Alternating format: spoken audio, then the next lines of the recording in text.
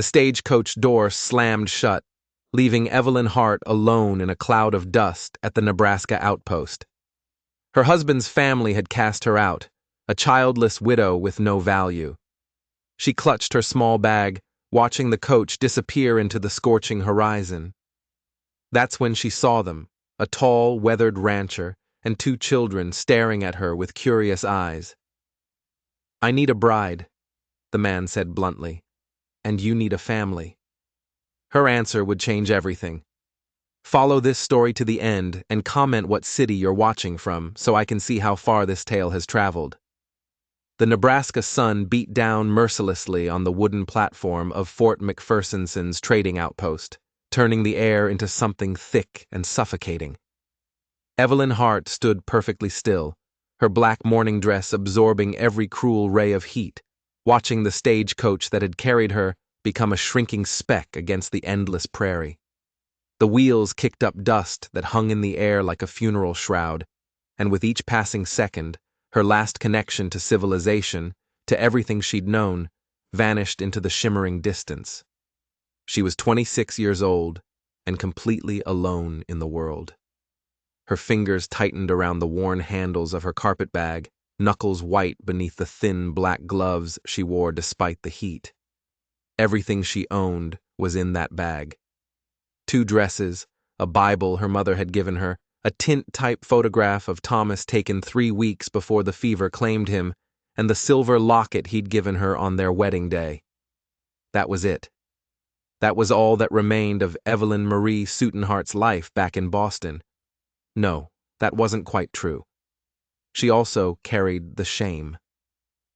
The memory of her mother-in-law's cold voice still echoed in her ears. "You failed to give him a child. You have no place in this family now that Thomas is gone." Margaret Hart had delivered the words with surgical precision, standing in the doorway of the Boston townhouse that Evelyn had called home for 3 short years. "I've arranged passage for you to Nebraska. My cousin runs a boarding house in Omaha. She may have work for you, or she may not. Frankly, my dear, that's no longer my concern." The cousins in Omaha had taken one look at Evelyn, childless, penniless, branded with failure, and found excuses. "Times are hard. We're already full up. Perhaps try further west." Always further west until she'd run out of money at this god-forsaken outpost 60 mi from nowhere. The station master, a grizzled man named Cooper with tobacco-stained teeth, had been blunt when she'd inquired about work. "Ain't nothing here for a lady like you, ma'am. This ain't Boston. This is the frontier. Women out here are wives or soiled doves, and you don't look like you'd last a day as either." That had been 2 days ago. Since then, she'd been sleeping in the station's waiting room, subsisting on the last of her dried bread and the station master's grudging charity, a tin cup of weak coffee each morning. But even that meager hospitality had limits. "Train comes through tomorrow," Cooper had told her that morning, avoiding her eyes. "You best be on it, heading back east or west. Don't matter which, but you can't stay here." East meant returning to Boston in disgrace, begging Margaret Hart for scraps. West meant what? More rejection? More closed doors? Evelyn pressed a hand to her stomach, trying to quell the anxiety that had lived there like a stone since Thomas died. The sound of hoofbeats pulled her from her dark thoughts. Evelyn turned to see a wagon approaching from the north, pulled by 2 sturdy horses.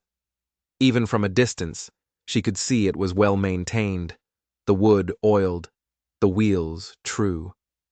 A man sat in the driver's seat, tall and broad-shouldered, his face shadowed by a wide-brimmed hat. But it was the 2 children beside him that caught her attention. A girl, perhaps 9 or 10, sat ramrod straight, her blonde hair pulled back in a severe braid.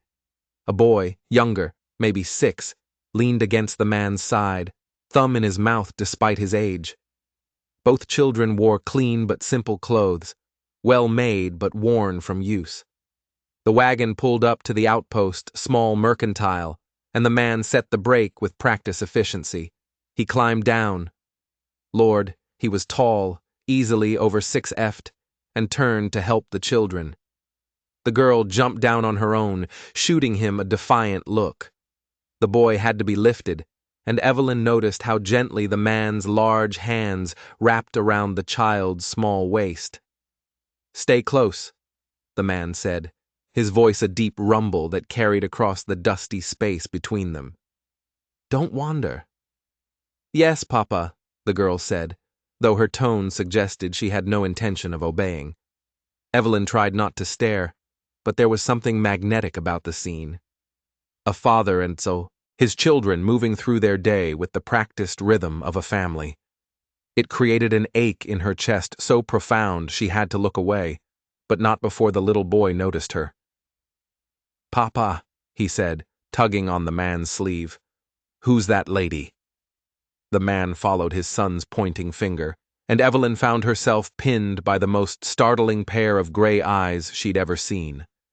They were the color of storm clouds, sharp and assessing, set in a face weathered by sun and wind. He had to be in his early 30s with dark hair that needed cutting and a jaw shadowed with stubble. There was something hard about him, something that spoke of losses and walls built high. Those gray eyes swept over her in one quick, comprehensive glance, taking in her morning dress, her small bag, the desperation she was trying so hard to hide. Then he looked away, dismissing her. "Nobody, James," he said. "Come on." The words struck Evelyn like a physical blow. Nobody. That's exactly what she was now. Nobody's wife, nobody's daughter-in-law, nobody's mother, just nobody. She watched them enter the mercantile. The little girl. What had he called her? Nora, chattering about something while her father nodded absently. The boy kept looking back at Evelyn through the window, his thumb still in his mouth, until his father gently pulled him away from the glass. Cooper emerged from the station office, wiping his hands on a rag. "That's Colton Reeves," he said, following her gaze. "Owns the biggest spread in 3 counties, the CR Ranch. Brought it up from nothing after the war." "The children?" Evelyn asked, surprising herself by speaking. "His wife died bringing the boy into the world. Been near 6 years now." Cooper spat tobacco juice into the dust. "He's been looking for a housekeeper, I hear. Can't manage those young'uns in the ranch both, but he's particular. Turned down every woman in the territory." A housekeeper, the word whispered through Evelyn's mind like a prayer. It wasn't charity. It was work. Honest work. A purpose. "Do you think?" she began, then faltered. What was she thinking? A man who owned the biggest ranch in 3 counties wouldn't hire a broken-down widow with no references, no experience, nothing to offer but desperation. "Don't even think about it," Cooper said, rereading her expression. "Reeves don't take kindly to strangers, keeps to himself, keeps his business private. You'd be wasting your breath." But what breath did she have left to waste? What options remained? Evelyn squared her shoulders. She'd been raised a Sutton, one of Boston's oldest families, even if they'd fallen on hard times. She'd been taught manners, deport, how to manage a household. Surely that counted for something, even out here in this wilderness. Before she could talk herself out of it, she picked up her carpet bag and walked toward the mercantile. The interior was dim after the bright sunlight, and it took her eyes a moment to adjust.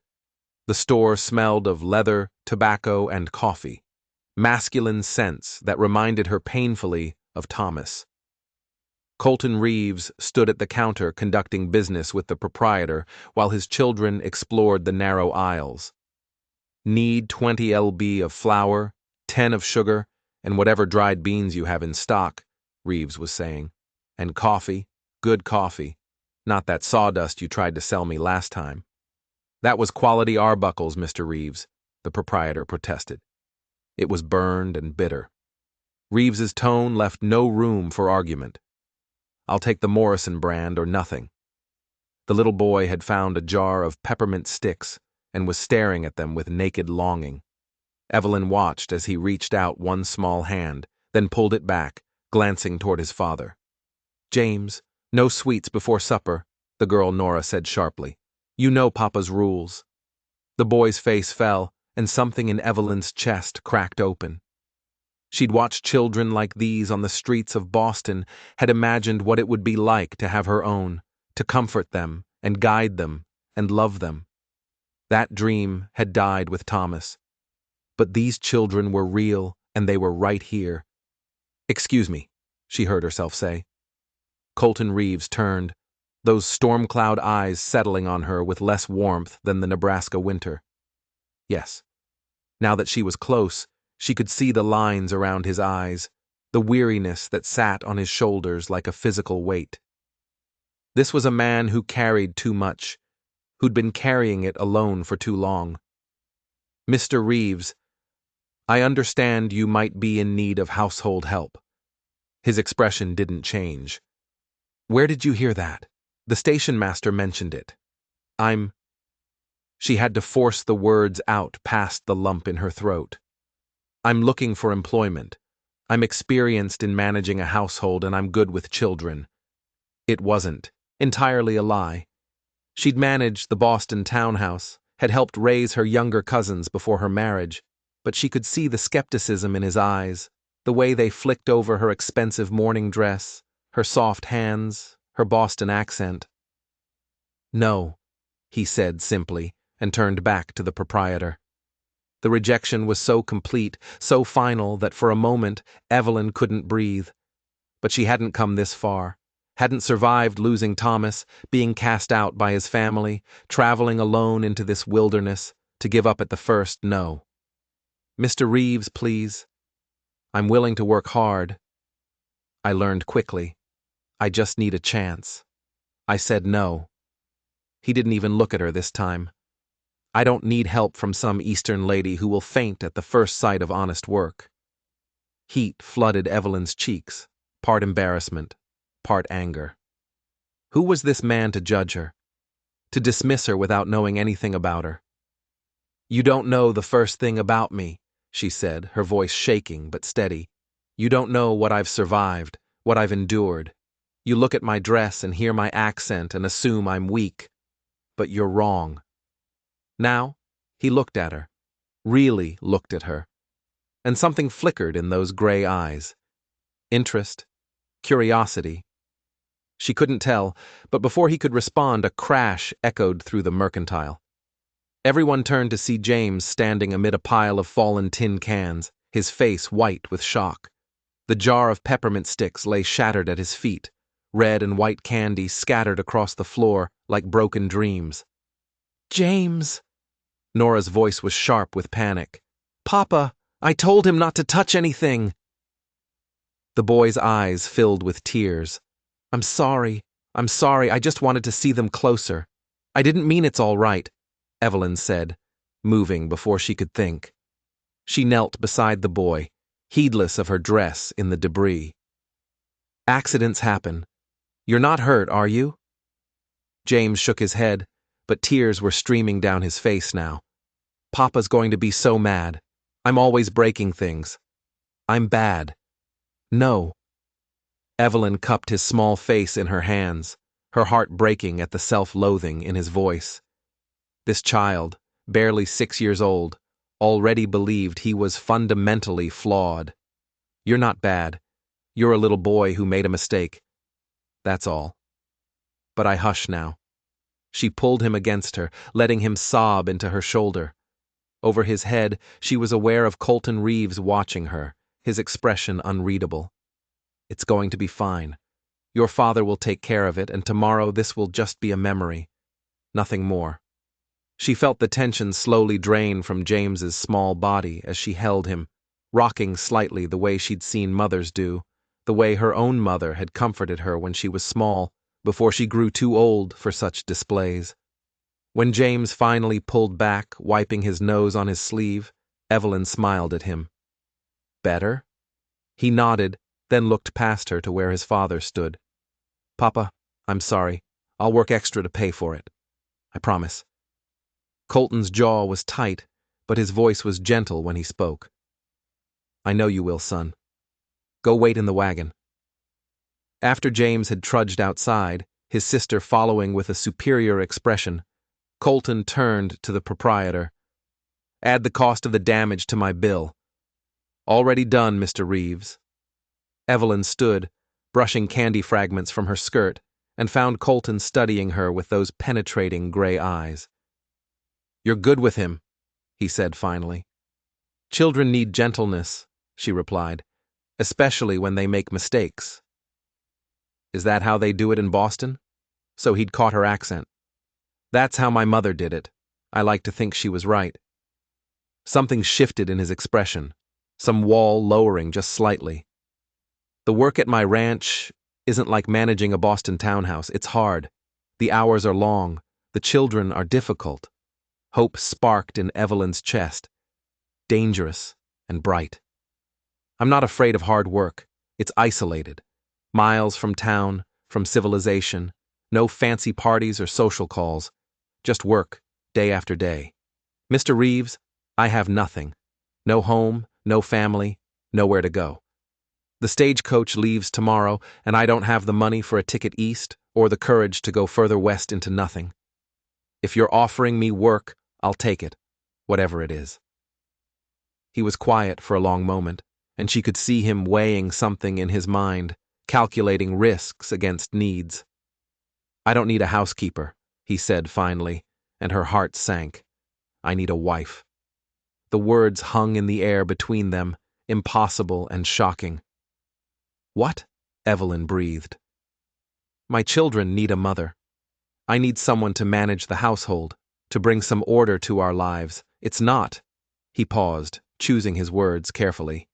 It wouldn't be a real marriage, not in the way you're thinking. Separate rooms, a business arrangement. You'd have a home, security, a purpose. I'd have help with the children and the house. That's all. Evelyn's mind reeled. Marriage to the stranger, this hard, closed-off man she'd met 10 minutes ago. It was insane. It was impossible. It was the only option she had left. Why? She asked. Why me? You don't know anything about me.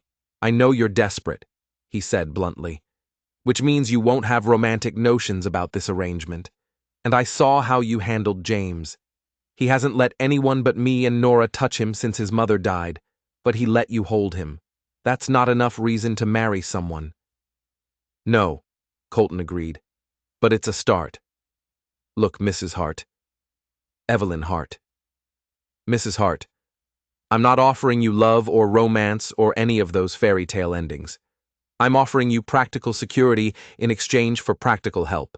If that doesn't interest you, I understand, but the offer stands until I walk out that door. Evelyn looked past him through the window to where the children waited in the wagon. James was leaning against his sister, his small face still tear-stained. Nora sat stiffly, staring at nothing, her expression far too old for her young face. Broken children, a broken man, a broken woman. Maybe they could build something from all these shattered pieces. I accept, she said, her voice barely above a whisper. Colton nodded once, as if confirming a business transaction, which she supposed it was. We'll need to see Reverend Matthews. He's over in Plum Creek, about 3 hours' ride. Can you be ready to leave within the hour? I'm ready now. Then let's get this done. The ride to Plum Creek was the longest 3 hours of Evelyn's life. She sat in the back of the wagon on a pile of burlap sacks, her carpet bag clutched in her lap, while Colton drove and the children sat between them like a barrier. No one spoke. The only sounds were the creak of wheels, the clopping of hooves, and the endless whisper of prairie grass in the wind. Evelyn tried to process what she'd agreed to. Marriage to a stranger. A marriage that wasn't really a marriage, just what did he call it? A business arrangement. She glanced at the back of Colton's head, at the breadth of his shoulders, and the capable way he handled the reins. What kind of man proposed marriage to a woman he just met? A desperate one, clearly. But desperate for what? Just help with the house? Or was there something else? And his children. James kept sneaking glances back at her, his expression a mixture of curiosity and weariness. Nora, on the other hand, stared straight ahead, her spine rigid with disapproval. This girl had been the woman of the house for 6 years. She wasn't going to welcome a replacement easily. What have I done? The thought circled endlessly through Evelyn's mind. What have I done? But what choice did she have? Return to Boston and Margaret Hart's cold charity? Ride west into nothing? At least this way she'd have a roof over her head, food to eat, a purpose, even if that purpose was serving as an unpaid housekeeper with a marriage certificate. The landscape rolled past, endless and unchanging. Nebraska in July was a study in browns and golds, the grass dried by the relentless sun, occasional cottonwoods marking the path of streams. It was beautiful in a harsh, unforgiving way, like the man driving the wagon. They stopped once to water the horses at a small creek. Colton helped the children down, then offered his hand to Evelyn. His grip was strong and calloused, the hand of a man who worked for his living. "We'll be there within the hour," he said. "Reverend Matthews is a good man. He won't ask too many questions. And if he does, then I'll answer them." Colton's expression was unreadable. "This isn't my first unconventional decision, Mrs. Hart. I've survived worse than gossip." She wanted to ask what he meant, but James chose that moment to splash into the creek, soaking his boots and making Nora shriek in outrage. "James Colton Reeves," the girl scolded. "You know better." "I was hot," the boy protested. "You're always making messes. You're going to make Papa send you away like he sent Mama." "Nora," Colton's voice cracked like a whip. "That's enough." The girl's face went white. "I'm sorry, Papa. I didn't mean I know what you meant." His tone softened slightly. "But that's not how it was, and you know it. Your mother didn't leave us. She died. There's a difference." Nora's eyes filled with tears, but she blinked them back furiously. "Yes, Papa." Evelyn watched the exchange with a growing sense of understanding. This family wasn't just grieving. They were drowning in grief, in guilt, in all the complicated emotions that death leaves behind. And somehow she was supposed to help them navigate those treacherous waters. How could she when she was barely keeping her own head above water? The rest of the journey passed in tense silence. By the time they reached Plum Creek, a small collection of buildings that barely qualified as a town. The sun was starting its descent toward the western horizon. The church was a simple white structure with a steeple that pointed toward heaven like an accusation. Reverend Matthews was working in the garden beside it, a middle-aged man with kind eyes and dirt under his fingernails. "Colton," he called, straightening with a W's. "I wasn't expecting you today, and you've brought guests." "We need you to perform a wedding, Reverend," Colton said without preamble.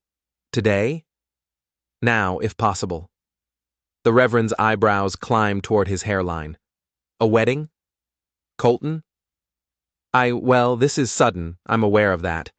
And the bride is... This is Mrs. Evelyn Hart. She's recently widowed and in need of a new start. I'm in need of help with my household. It's a practical arrangement beneficial to both parties." Reverend Matthews looked from Colton to Evelyn, his expression both surprised and concerned. "Mrs. Hart, are you entering this marriage of your own free will?"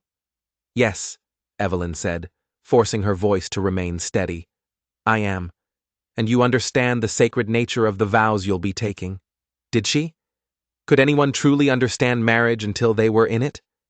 She'd loved Thomas, and look where that had gotten her. Maybe a practical arrangement was better, safer.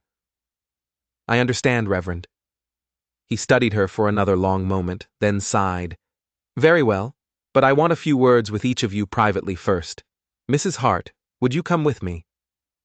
In his small office, surrounded by books and the musty smell of old paper, Reverend Matthews offered her a chair and took one across from her. "You don't have to do this, you know," he said gently, "if you're being coerced in any way." "I'm not." Evelyn met his eyes steadily. "Mr. Reeves has been nothing but honest about what this arrangement is. I'm alone in the world, Reverend.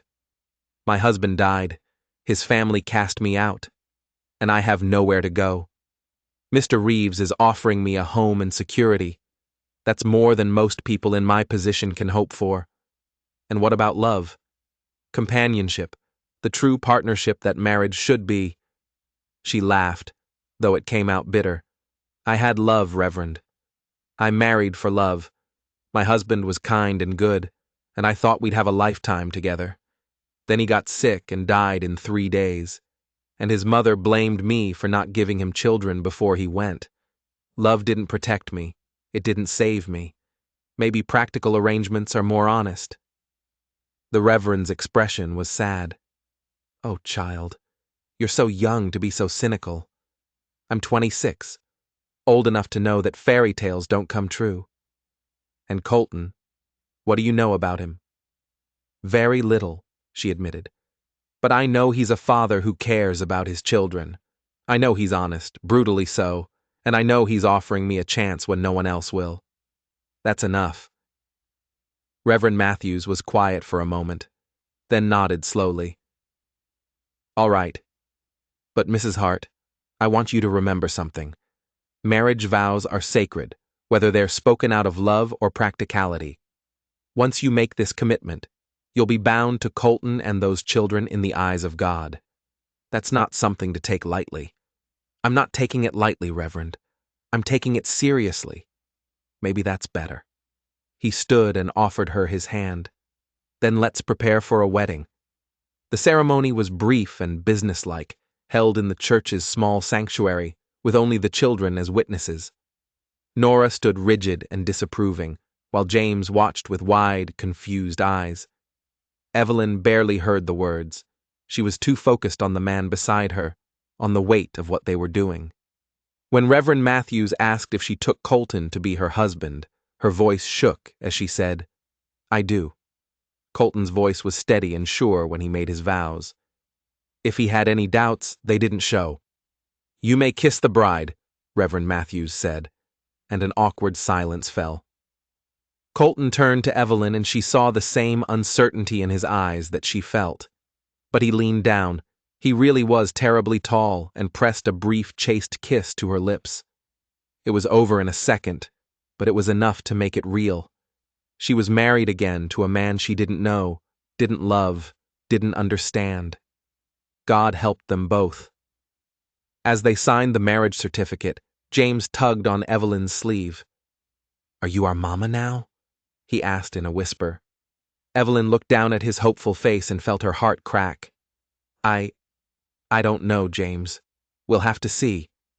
Nora won't like it, he confided. She says no one can replace our real mama. Your sister is right, Evelyn said softly. I'm not here to replace anyone. I'm just here. But as they rode away from the church into the gathering twilight, Evelyn wondered if just here would be enough for any of them. The real test was just beginning. The CR ranch appeared on the horizon just as the last light was fading from the sky, and Evelyn's first thought was that it looked like a fortress against the wilderness. The main house was larger than she'd expected, a 2-story structure built from rough, hoonied logs and weathered timber with a wide porch that wrapped around the front. Outbuildings dotted the landscape, a massive barn, a bunkhouse, corral, and storage sheds. Everything spoke of prosperity, hard-won, and carefully maintained. It's bigger than I imagined, she said, breaking the silence that had held since they left Plum Creek. My father started it with 40 acres and a dream, Colton said, his voice carrying a note of pride. By the time he died, we had 400. I've added another 600 since. 1,000 acres, Evelyn breathed. In Boston, such land holdings would make a man wealthy beyond measure. Out here, it makes you a target, Colton said grimly. There are men who'd like nothing better than to see me fail, men who think they have better claims to this land, to the water rights, to everything I've built. Before she could ask what he meant, the wagon pulled up in front of the house. The door opened, spilling lamplight across the porch, and a woman emerged, tall, rabbined, with gray-streaked hair, pulled back in a severe bun. About time, the woman called. I was starting to think you'd decided to camp out there. Children need their beds, Colton Reeves, not another one of your... She stopped short, spotting Evelyn. "Who's this?" "Mrs. Brennan." "This is my wife, Evelyn," Colton said, climbing down from the wagon. "Evelyn, this is Margaret Brennan. She's been cooking and cleaning here since my father's time." The woman's jaw dropped. "Your wife, Colton? What in the name of we were married this evening by Reverend Matthews?" Colton continued, his tone brooking no argument. "Mrs. Hart, Mrs. Reeves, we'll be taking over the household management. I'll still need your help in the kitchen if you're willing to stay on." Margaret Brennan looked like she'd been struck by lightning. Her eyes moved from Colton to Evelyn and back again, clearly trying to piece together how this had happened. Married? You got married without telling anyone, to a complete stranger. That about sums it up, Colton said. He lifted James down from the wagon, then turned to help Evelyn. His hands on her waist were firm, but impersonal, the touch of a man handling cargo. "Now, if you'll excuse us, it's been a long day. We'll talk more tomorrow." "Oh, we will definitely talk tomorrow," Margaret muttered, but she stepped aside to let them pass. The interior of the house was as solid and practical as its exterior. The main room served as both kitchen and living area, with a large stone fireplace dominating one wall. Furniture was sparse, but well made. A table with 6 chairs, a pair of worn armchairs, a sideboard. Stairs led to the second floor where Evelyn assumed the bedrooms were. Everything was clean, but cluttered with the particular kind of disorder that spoke of a household without a woman's organizing touch. Children's toys lay scattered across the floor. Dishes were stacked haphazardly on the sideboard. A basket of mending sat abandoned in one corner, overflowing with clothes that needed attention. "Nora, James, say goodnight to Mrs. Brennan and head upstairs," Colton said. "It's past your bedtime." "But Papa," James began now. The boy's face fell, but he obeyed, trudging toward the stairs. Nora followed, but not before shooting Evelyn a look of pure hostility. Once the children were gone, Margaret rounded on Colton. "Have you lost your mind? You can't just marry the first woman you stumble across and bring her home like a stray cat." "I can, and I did," Colton said. "My reasons are my own, Margaret, but I'd appreciate it if you'd help Mrs. Reeves settle in, show her where things are, how the household runs." "And where exactly will she be settling in?" Margaret asked pointedly. "Because unless you've suddenly sprouted another bedroom, there's a question that needs answering." Colton's jaw tightened. "She'll have Catherine's room. I've been sleeping in my office anyway. Nothing changes except we have help now. Real help." The mention of Catherine, his late wife, hung in the air like smoke. Margaret's expression softened slightly, though suspicion still lingered in her eyes. "Fine," she said at last. "But don't expect me to make sense of this madness for you." She turned to Evelyn. "Come on then, I'll show you to your room." Evelyn followed her up the stairs, acutely aware of Colton's gaze on her back. The second floor had 4 doors, all closed. Margaret opened the first one on the right. "This was Catherine's room," she said, her voice carefully neutral. "Colton hasn't let anyone touch it since she died. You'll be the first." The room took Evelyn's breath away. It was beautiful in a way the rest of the house wasn't. Delicate lace curtains on the windows, a quilt in soft blues and greens on the bed, a vanity with a silver-backed brush and mirror set, but everything was covered in a fine layer of dust, and the air smelled stale and sad. "What was she like?" Evelyn asked softly. Margaret was quiet for a long moment. "Catherine, she was fragile, like a houseflower trying to survive a prairie winter. Beautiful, gentle, completely unprepared for the life Colton gave her. She tried. I'll give her that. But this place broke her long before childbirth killed her." The words were harsh, but Evelyn heard the grief beneath them. Margaret had cared for Catherine, had watched her struggle and fail. "Colton loved her," Evelyn asked. "In his way. But love isn't always enough, is it?" Margaret moved to the window, looking out over the darkened prairie. He met her in Kansas City, brought her back here thinking she'd adapt. She didn't. The isolation drove her mad. By the time James came, she was already gone in every way that mattered. The birth just made it official. Evelyn sank onto the edge of the bed, feeling the weight of Catherine's ghost settle around her shoulders. Why are you telling me this? Because you need to know what you've walked into, Margaret said bluntly. This isn't just a house that needs managing. It's a family that's been broken for 6 years. Those children have learned to survive without a mother. Colton's built walls so high even God couldn't scale them. And you? She studied Evelyn with sharp eyes. You're running from something. I can see it. Question is, are you running towards something better or just trading one kind of hell for another? Before Evelyn could answer, a small voice came from the doorway. Mrs. Brennan, I can't find my nightshirt.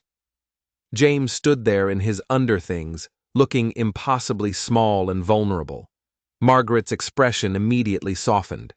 It's probably in the wash, she said. Come on, let's find you another one. After they left, Evelyn sat alone in Catherine's room, her room now, and wondered what she'd gotten herself into.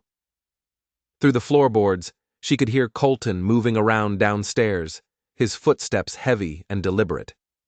Her husband, a man she didn't know, married to a memory she could never escape.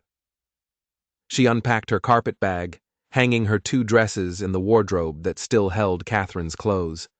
The juxtaposition was stark. Catherine's delicate silk gowns next to Evelyn's practical black bombazine. 2 different women, 2 different worlds, joined by the same man in the same desperate circumstances. Sleep was impossible. Evelyn lay in Catherine's bed, staring at Catherine's ceiling, and tried not to think about the future. But the questions came anyway, relentless and unanswerable. What did Colton expect from her? What did the children need? How could she possibly fill the void that Catherine had left? And underneath it all, the question she was most afraid to examine. What did she want from this arrangement? Morning came too early, announced by a rooster's crow and the sound of boots on the stairs. Evelyn dressed quickly in one of her morning dresses, then paused at the mirror. Should she still wear black? Thomas had been dead for 4 months, but Margaret Hart had insisted on a full year of mourning. Out here, though, did such rules still apply? She compromised by removing her black bonnet, leaving her dark hair pinned up, but uncovered. A small rebellion, but it felt necessary. Downstairs she found Colton already gone, and Margaret cooking breakfast with brisk efficiency. The children sat at the table, James still half asleep, and Nora eyeing Evelyn with open suspicion. There's coffee on the stove, Margaret said without looking up. Colton's been up since dawn. He takes his breakfast with the men in the bunkhouse most days, leaves the house to the children. And me now, I suppose, Evelyn said. I suppose. Margaret cracked eggs into a pan with more force than necessary. You know how to cook, Mrs. Reeves? The name, her new name, sent a jolt through Evelyn. I can manage basic dishes. Nothing fancy. Fancy won't help you here. These men eat to survive, not to impress. Breakfast is bacon, eggs, and biscuits. Dinner is whatever can be made in quantity. Supper is leftovers. Can you handle that? I can try. Trying won't. Feed a household. Margaret pointed her spatula at the cupboards. Flowers in the bin, lards in the crock, salts in the jar with the blue stripe. You'll need to learn where everything is, and fast. I won't be here to hold your hand forever. The words stung, but Evelyn understood them for what they were. A test. Margaret was seeing if she'd break at the first sign of real work. Then teach me, Evelyn said. I'm a quick learner. Something flickered in Margaret's eyes. Maybe approval, maybe just surprise. All right, first lesson, biscuits. Pull up your sleeves. The next 2 hours were a crash course in frontier cooking. Evelyn learned that biscuits required a light touch, that bacon needed constant attention to avoid burning, that eggs could tell you everything about a chicken's health. Her hands, soft for months of grief and idleness, cramped and ached. Flour dusted her dress, grease spattered her sleeves. But when she set a plate of slightly lopsided but edible biscuits on the table, both children stared in amazement. "You made those?" James asked. "With Mrs. Brennan's help," Evelyn admitted. "They look good," the boy said wonderingly, reaching for one. Then he hesitated, looking to his sister for permission. Nora's expression was cold. "Our real mama made perfect biscuits every time." The words were designed to hurt and they hit their mark. But Evelyn had survived worse than a child's cruelty. "Then she was a remarkable woman," she said evenly. "I hope to learn enough to honor her memory." Nora blinked, clearly not expecting that response.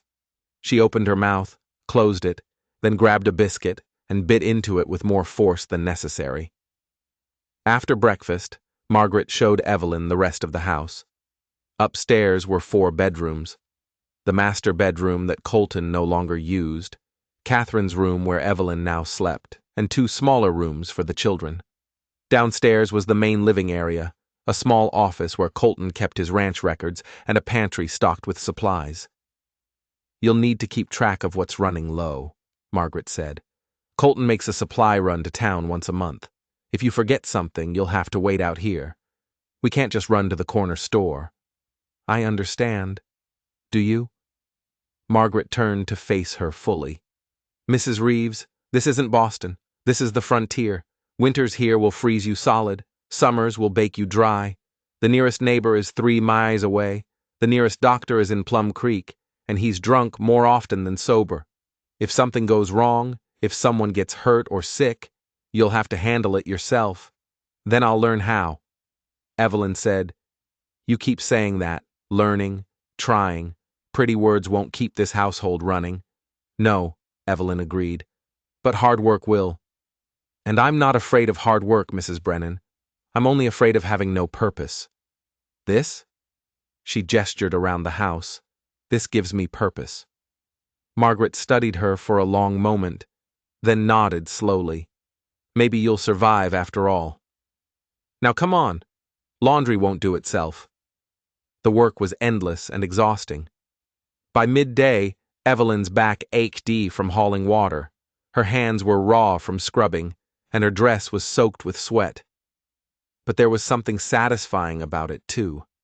Every clean dish, every folded garment, every swept floor was proof that she was useful, needed, no longer nobody. She was hanging sheets on the line behind the house when she heard horses approaching. Shading her eyes against the sun, she saw 3 riders coming up the road, Colton, and 2 men she didn't recognize. They dismounted near the barn, and Evelyn couldn't help but notice how the other men deferred to Colton, waiting for his lead. He said something she couldn't hear, and one of the men laughed. It was strange seeing him like this, relaxed, almost comfortable, so different from the tense, closed-off man she'd married. Then Colton turned and saw her. Even from this distance, she felt the weight of his gaze. He said something else to his men, then started walking toward her. Evelyn's heart began to pound. This was the first time they'd been alone since the wedding. What would he say? What did he expect? "You're settling in?" he said when he reached her. It wasn't quite a question. "Mrs. Brennan is a thorough teacher. She's also blunt to the point of rudeness. If she's been giving you trouble, she hasn't. She's been honest. I appreciate that." Colton nodded, looking almost relieved. "Good. I wanted to. We should talk about expectations." "All right." He glanced back toward the barn where his men were watching with undisguised curiosity. "Not here. Come walk with me." They walked in silence toward the creek that ran along the eastern edge of the property. The sound of water over stones was soothing, and some of the tension in Evelyn's shoulders eased. "I know this wasn't what you planned for your life," Colton said finally. "Marriage to a stranger living on a ranch in the middle of nowhere. It's asking a lot. No more than you're giving." Evelyn pointed out, "You're letting a stranger into your home, trusting her with your children." I don't trust easily, Mrs. Reeves, but I'm a good judge of character. I saw how you handled James yesterday. You were kind when you could have been dismissive, gentle when you could have been harsh. That told me what I needed to know, that I'm not cruel to children. Evelyn couldn't keep the bitterness from her voice. That's a low bar. You'd be surprised how many people fail to clear it. He picked up a smooth stone and sent it skipping across the creek. Catherine was kind, too. Too kind, maybe. She couldn't bear to discipline the children, couldn't stand up for herself when my father criticized her. She just withered. Mrs. Brennan told me a little about her. Did she tell you Catherine was pregnant again when she died? That I'd begged her not to try for another child because I knew she was too weak? His voice was flat, emotionless. She wanted to give me a daughter. She thought Nora needed a sister. So she ignored the doctor's warnings, ignored my pleading, and got pregnant anyway. James killed her. Not deliberately, but he killed her all the same. Evelyn's throat tightened. You can't believe that. He was an innocent baby. I know that in my head, but Nora doesn't. She blames him. She's never said it outright, but I see it in how she treats him, like he's somehow guilty of murder. And you? Do you blame him? Colton was quiet for a long time. I blame myself. I should have stopped. Catherine should have been stronger, clearer. But I gave in because I couldn't stand to see her unhappy, and it cost her everything. The pain in his voice was raw and real, and Evelyn felt an unexpected surge of sympathy. This man who seemed so hard, so unbreakable. He was just as damaged as she was, just better at hiding it. Why are you telling me this? She asked softly. Because you need to understand what you're dealing with. Nora is angry and suspicious. James is desperate for affection, but terrified of getting close to anyone. And he trailed off, shaking his head. I'm not looking for love or companionship, Mrs. Reeves. I had that once and it ended in tragedy. I'm looking for stability, for someone who can help me raise these children without expecting things I can't give. That's what you said yesterday, Evelyn reminded him. A business arrangement. I haven't forgotten. Good. As long as we're clear about what this is. Crystal clear, she said. But even as she spoke, she wondered if either of them truly believed it could be that simple. They walked back to the house in silence. At the porch steps, Colton paused.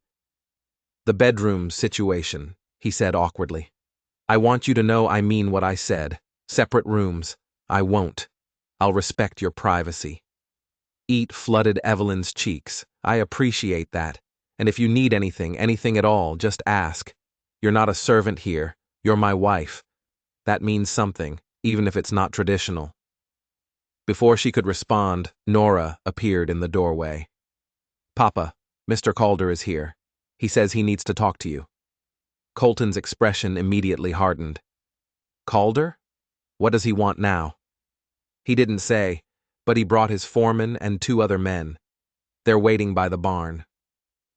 Evelyn saw something dangerous flash in Colton's eyes. Stay in the house, he told her. Both of you, and lock the door. Colton, what? But he was already striding toward the barn, his hand resting on the revolver at his hip. Evelyn and Nora watched from the window as Colton approached 4 men on horseback. The man in front was perhaps 50, well-dressed in a way that spoke of money and power. He smiled when he saw Colton, but it was the smile of a predator. That's Silas Calder, Nora whispered. He owns the land north of ours. Papa says he wants our water rights. Water rights? The creek. It runs through our property before it reaches his.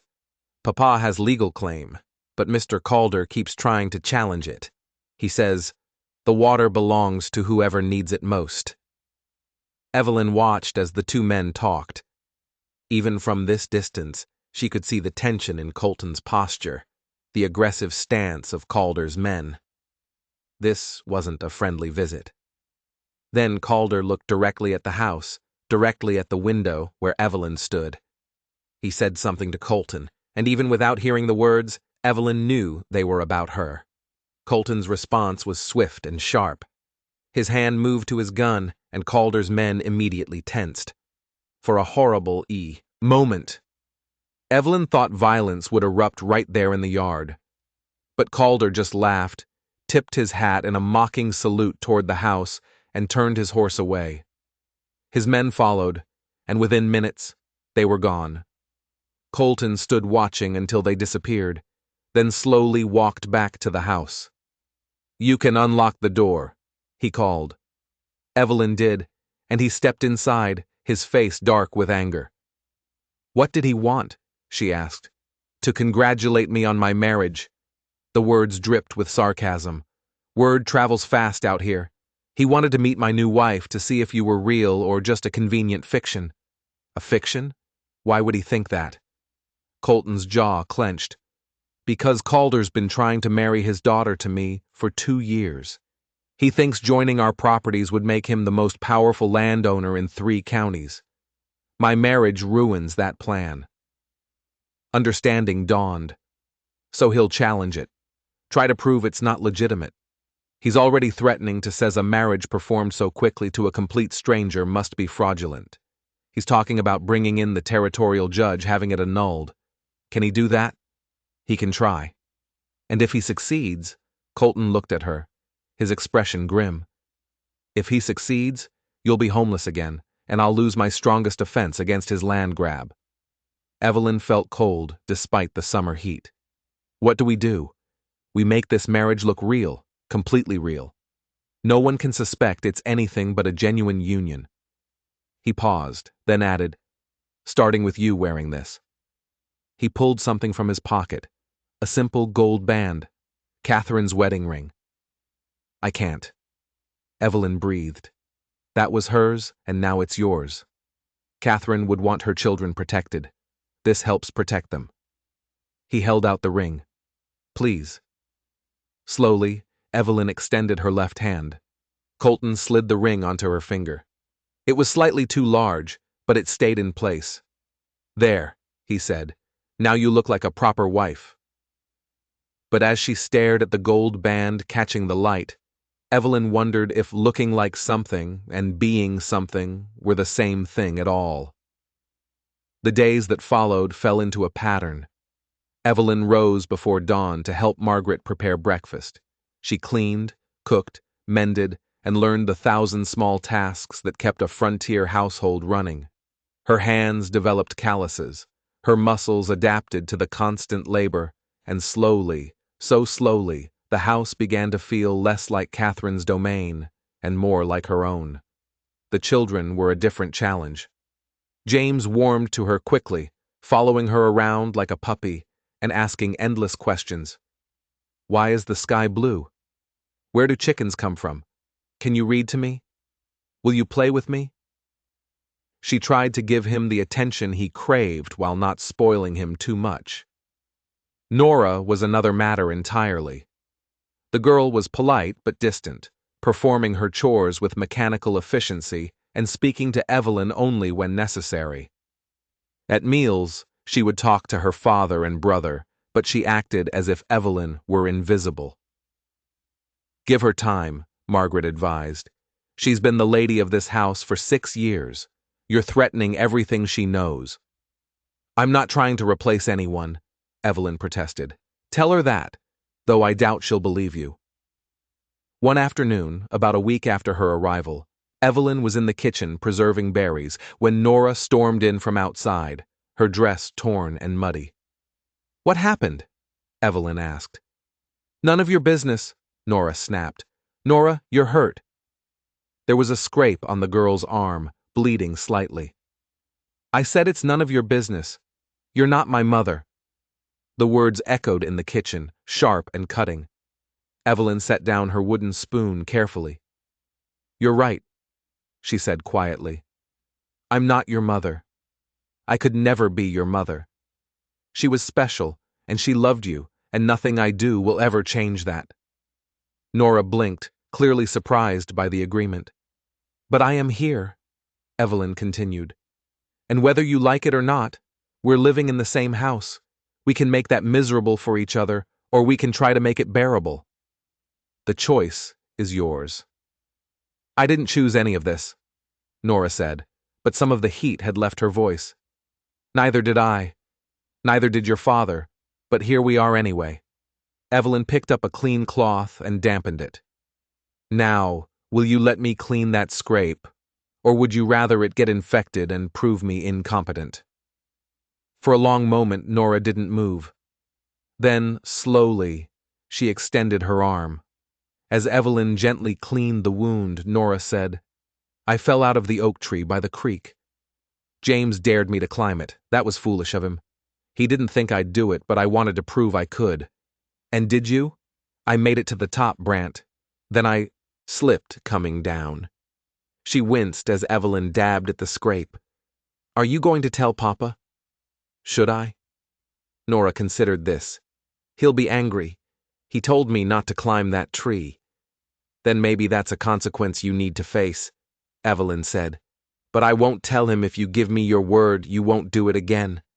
Not because he forbids it, but because it's dangerous, and I'd rather not see you truly hurt. You'd rather not see me hurt? Nora's tone was skeptical. Believe it or not, yes. I don't need to be your mother to care whether you break your neck. Nora was quiet as Evelyn bandaged her arm. When it was done, she looked up at Evelyn with eyes that were too old and too wounded. She used to sit with me when I was scared, she said, softly. Mama, when I had bad dreams, she'd stroke my hair and sing until I fell back asleep. Evelyn's throat tightened. That sounds lovely. I don't remember her voice anymore. I try, but I can't hear it. Tears welled in Nora's eyes.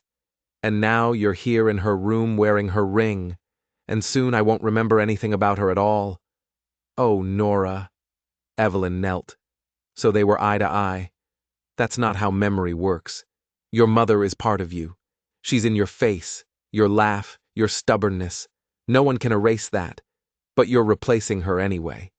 No, I'm just filling empty space. There's a difference. Nora studied her for a long moment, then pulled away. I need to change my dress before supper, she said, her voice carefully neutral again. But as she left the kitchen, she paused. Thank you for the bandage. It was a small victory, but Evelyn treasured it. That evening, as the family sat down to supper, Silas Calder returned. This time, he brought his daughter, a pretty blonde girl of about 19 named Melissa, and a man he introduced as Judge Whitmore. I hope you don't mind the intrusion, Calder said, though his smile suggested he didn't care whether they minded or not. I thought it only neighborly to welcome your new bride properly. Colton's expression was stony. You've already met her, Calder. This isn't about neighborly courtesy. Now can't a man be interested in his neighbor's sudden marriage, especially when that marriage seems so convenient? Judge Whitmore stepped forward. He was a thin man with sharp features and calculating eyes. Mr. Reeves, I've received some concerns about the legitimacy of your marriage. Given the speed with which it occurred and the circumstances surrounding it, I felt it prudent to investigate. Investigate? Colton's voice was dangerous. On what grounds? On the grounds that marriage fraud is a serious offense. If this union is merely a legal maneuver rather than a genuine marriage, it could be subject to annulment. Evelyn felt her stomach drop. This was it, the challenge Colton had predicted. Our marriage is perfectly legal, she said, surprised by the steadiness of her voice. We were married by Reverend Matthews in Plum Creek. We have a certificate. Oh, I don't doubt the paperwork exists, Calder said smoothly. But paper doesn't prove genuine affection or intent. It doesn't prove this is a real marriage rather than a business transaction. What exactly are you accusing us of? Colton demanded. Judge Whitmore pulled out a notebook. I'm not accusing anyone of anything yet, but I will need to ask some questions about how you met, why you married so quickly, what the nature of your relationship is. He looked at Evelyn. Mrs. Reeves, is it true you were destitute when you married Mr. Reeves? I was in difficult circumstances. Yes. And Mr. Reeves offered you security in exchange for household help. He offered me a home and a family. I offered him the same. How romantic. Melissa called her murmured, her tone dripping with false sweetness. Answer the question, Mrs. Reeves, the judge said. Did your husband offer you financial security in exchange for managing his household and caring for his children? It was a trap. If she said yes, it would sound like a business transaction. If she said no, it would be a lie. My husband and I, Evelyn said carefully, married because we believed we could build a life together. The specifics of our arrangement are between us. The specifics matter when determining legitimacy, Judge Whitmore countered. He turned to Colton. Mr. Reeves, do you share a bedroom with your wife? Nora gasped. James, who'd been watching with wide eyes, burst into tears. That, Colton said, his voice deadly quiet, is none of your damn business. Actually, it is. Consummation is a legal requirement for get out. Colton stood, his chair scraping loudly. Get out of my house now. We're only trying to protect the integrity of the institution of marriage, Calder said, but he was smiling. Surely you can understand that. I understand you're using the law to harass me, because I won't sell you my water rights. And I understand if you don't leave immediately, I'll remove you by force. Judge Whitmore snapped his notebook shut. Very well. But this investigation isn't over, Mr. Reeves.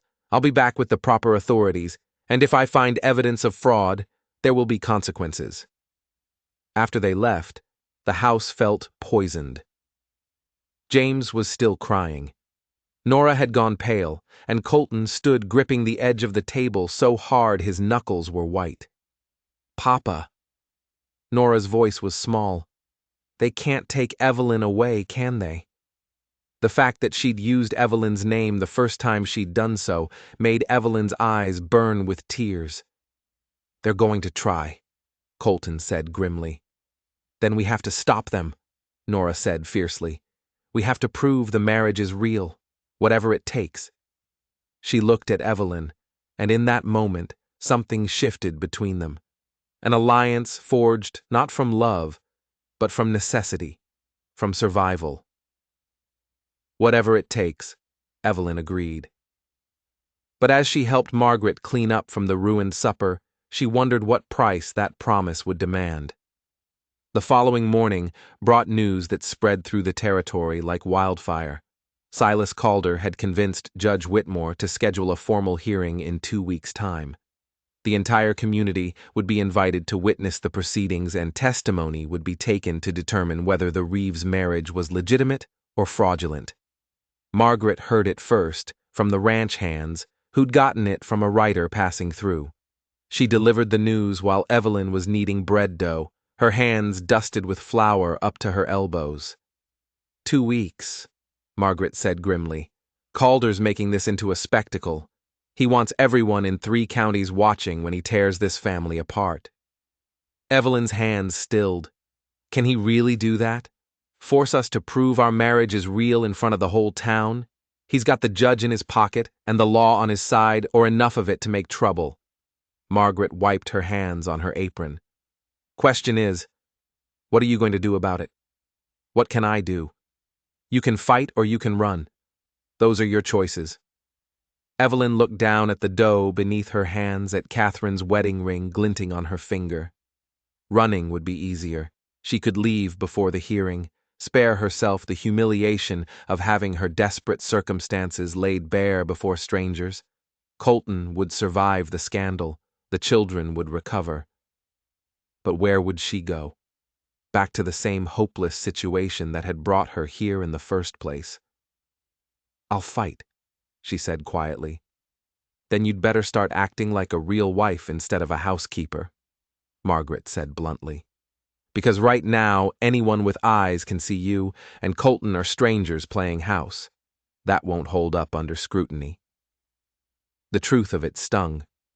Evelyn and Colton barely spoke beyond practical matters. They moved around each other like polite ghosts, careful never to touch, never to let their guard down. It was exactly what they had agreed to, a business arrangement. but it was also exactly what would condemn them. That evening, after the children were in bed, Evelyn knocked on the door of Colton's office. She heard papers rustling, then his voice calling for her to enter. He sat behind a desk covered in ledgers and documents, his sleeves rolled up and his hair disheveled from running his hands through it. The lamplight cast shadows across his face, making him look older and more worn than his years. "Evelyn," he said, and she noticed it was the first time he'd used her given name. "Is something wrong? We need to talk about the hearing." He leaned back in his chair with a sigh. "I know. I've been thinking about nothing else. Margaret says we need to act more like a real married couple, that our current arrangement won't stand up to examination. Margaret's right." He gestured to the chair across from him. "Sit down, please." She sat, folding her hands in her lap to keep them from trembling. What did Judge Whitmore mean about consummation being a legal requirement? Colton's jaw tightened. An unconsummated marriage can be annulled more easily than one that's been completed. It's one of the things they'll be looking for. Heat flooded Evelyn's face. "I see. I'm not suggesting we actually—" He stopped, clearly as uncomfortable as she was. "But we need to make it appear that this is a genuine marriage in every sense. How do we do that without lying outright? We become more familiar with each other. We learn to act like people who chose to spend their lives together, not strangers forced together by circumstance." He studied her across the desk. "Tell me about yourself, Evelyn. Your real self, not just the widow in mourning." The question caught her off guard. No one had asked about her in months. Not her preferences, her thoughts, her dreams. She'd been reduced to a problem to be solved, a burden to be managed. "What do you want to know?" she asked. "Everything. Where you grew up, what you loved, what you feared, what made you marry Thomas Hart." So she told him about growing up in a Boston townhouse that grew shabier each year as her father's investments failed. About loving books and music. About teaching herself to play the piano from a borrowed instruction manual. About meeting Thomas at a church social. How his kindness had seemed like salvation from her family's Gentile poverty. "He was good to me," she said softly. "Not passionate or romantic, but steady, safe. I thought that would be enough. Was it? I don't know. We only had 3 years before the fever took him. 3 years of trying to be the wife his mother wanted, trying to give him a child, trying to prove I was worth the investment he'd made in marrying me." She twisted Catherine's ring on her finger. "I failed at all of it." "You didn't fail," Colton said firmly. "You survived a loss that would have broken many people. You got yourself halfway across the country with nothing but determination. That's not failure." The compassion in his voice made her throat tight. "Your turn. Tell me about Catherine." His expression shuddered immediately. "What do you want to know?" "The truth. Not the sanitized version for public consumption. Who was she, really?" Colton was quiet for so long she thought he wouldn't answer. Then he stood and moved to the window, looking out into the darkness. "She was beautiful," he said finally. "Delicate and refined, everything I thought I wanted after years of roughing it on the frontier. I met her in Kansas City when I was there selling cattle. She was at a hotel with her parents, and I was dazzled. She made me feel civilized again, human. Did you love her?" "I thought I did, but looking back, I think I love the idea of her more than the reality. I wanted to believe I could have both, this ranch and a refined Eastern wife, that I could build something here without giving up the culture and sophistication I'd left behind." He turned to face Evelyn. "I was wrong. This land demands everything. It doesn't leave room for divided loyalties. What happened when you brought her here?" She tried. God, she tried so hard, but she hated everything about frontier life. The isolation drove her to despair. The work exhausted her. She missed her family, her friends, everything she'd given up to marry me. His voice grew rough. By the time she got pregnant with Nora, she was already broken. And I was so focused on building this ranch, on proving I could make it work, that I didn't see it until it was too late. You can't blame yourself for that, can I? I'm the one who brought her here. I'm the one who kept pushing for more land, more cattle, more success while my wife was falling apart in this house. He looked at Evelyn with haunted eyes. When she got pregnant with James, the doctor told her another pregnancy could kill her. I begged her not to try, but she was desperate to give me a daughter, to somehow earn her place here. She died 3 days after James was born, and her last words were an apology. She apologized to me for dying. Evelyn's vision blurred with tears. Oh, Colton. So, when I say I don't want a real marriage, when I say I can't offer you love or romance, that's why I destroyed one woman with those promises. I won't do it again. She stood and crossed to him, acting on instinct rather than thought. I'm not Catherine. I'm not fragile or refined or expecting you to be something you're not. I know exactly what this place demands because I've already lost everything. There's nothing left to break. He looked down at her, and for the first time since she'd met him, she saw past the walls he'd built, saw the pain and guilt and fear he'd been carrying alone for 6 years. We can do this, she said softly. We can face Calder and the judge and whoever else questions us. Not because we have to pretend to be something we're not, but because we're already building something real, a partnership, a family. It might not be conventional, but it's ours. You sound so certain. I have to be because the alternative is going back to being nobody, and I can't do that again. Colton reached out and gently tucked a loose strand of hair behind her ear. The gesture was so unexpected, so tender that Evelyn's breath caught. You were never nobody, he said. You just hadn't found your place yet. The moment stretched between them, charged with something neither of them was ready to name. Then Colton stepped back, clearing his throat. We should practice, he said. If we're going to convince people we're genuinely married, we need to be comfortable with each other. Right now, we flinch every time we accidentally touch. He was right. What do you suggest? Small things, sitting closer at meals, touching each other casually, a hand on the shoulder, that sort of thing, using given names instead of formal address. He paused. And we should share at least some time together each day. Married couples talk to each other, confide in each other. We need to do the same. All right? We can start tomorrow. But as she left his office, Evelyn wondered if pretending to be close would make the distance between them more bearable or more painful. The next 2 weeks passed in a strange blur of domesticity and mounting tension. True to their agreement, Evelyn and Colton began spending their evenings together after the children went to bed. Sometimes they talked about practical matters, the ranch, the household, the children's needs.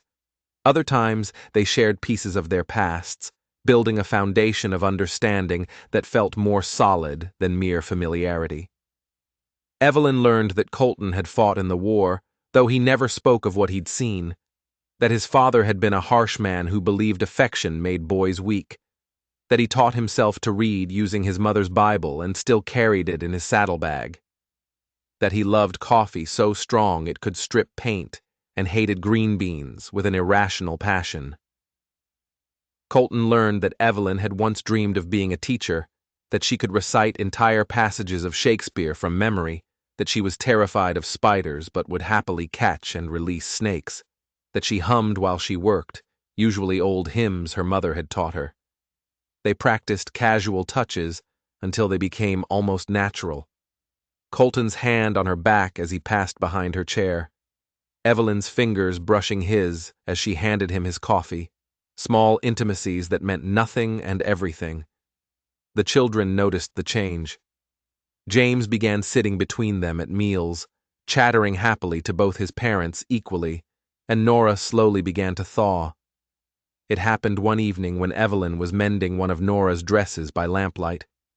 The girl came downstairs supposedly to get water, but lingered in the doorway watching. Your stitches are very small, Nora observed. My mother taught me. She said, If you're going to do something, do it well enough that it lasts. Mama's stitches were small too. Nora came closer, examining the work, but not as even as yours.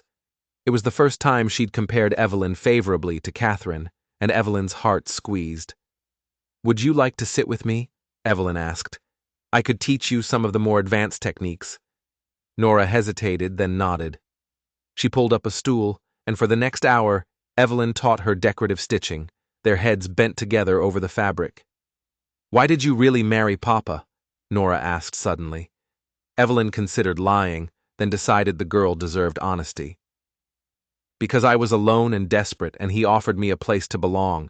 Not the most romantic reason I know, but you care about him now. I can see it. Did she? Evelyn thought about the way her pulse quickened when she heard Colton's footsteps, the way she found herself watching for his smile, the way his rare laughter warmed something in her chest she thought frozen. Yes, she admitted. I care about him and about you and James, even though we're difficult, especially because you're difficult. Easy love isn't really love at all. It's just convenience. Nora was quiet, her needle moving through the fabric with careful precision. I don't want Mr. Calder to take you away. Even if you're not my real mama, I like having you here. Evelyn set down her mending and pulled Nora into a hug. The girl stiffened for a moment, then melted against her, and Evelyn felt tears on her shoulder. He won't take me away, she whispered fiercely. I promise. But as the day of the hearing approached, that promise felt increasingly hollow. Silas Calder had been busy during those 2 weeks. Evelyn heard from Margaret that he'd been spreading rumors throughout the territory, that she was a fortune hunter, that Colton had married her despite Calder, that the whole thing was a sham to protect the ranch. By the time the hearing arrived, public opinion was thoroughly poisoned against them.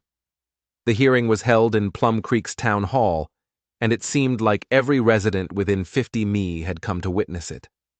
The room was packed with curious onlookers, their faces ranging from sympathetic to hostile.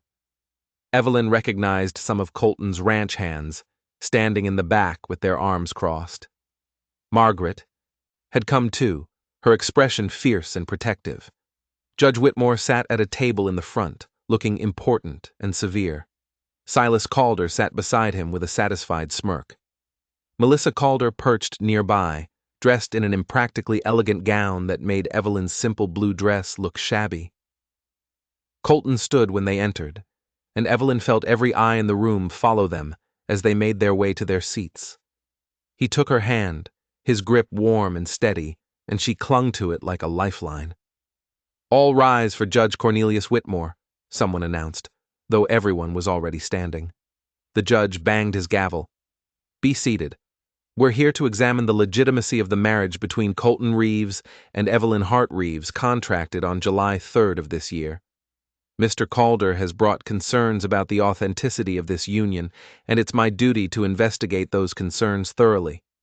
He shuffled his papers with the importance. Mr. Calder, you may present your case. Silas Calder stood, and Evelyn felt her stomach drop. He looked like a man about to enjoy himself immensely. Thank you, Your Honor. My concerns are simple. Colton Reeves and this woman, he gestured dismissively at Evelyn, met on the same day they married. She was destitute. He needed household help. They concocted a marriage of convenience to serve their mutual interests with no genuine affection or intent to form a real marital union. Those are serious accusations, Judge Whitmore said. Do you have evidence? I do. First, I'd like to call Evelyn Reeves to testify. Evelyn's heart hammered as she stood and walked to the front of the room. Someone had set up a chair facing the audience, and she sat in it, feeling like a prisoner in the dock. Mrs. Reeves, Calder began, his tone dripping with false politeness. Is it true that you met your husband on July 3rd and married him the same day? Yes. And is it true that at the time you were homeless and penniless? I was between situations, Evelyn said carefully. Between situations? How delicate. Let me be more direct. You were destitute and desperate, weren't you? I was in difficult circumstances. Circumstances that improved dramatically when you convinced Colton Reeves to marry you. Calder smiled. Quite the fortuitous meeting, wasn't it? A wealthy rancher appears just when you need him most. I didn't convince him of anything. He made the offer.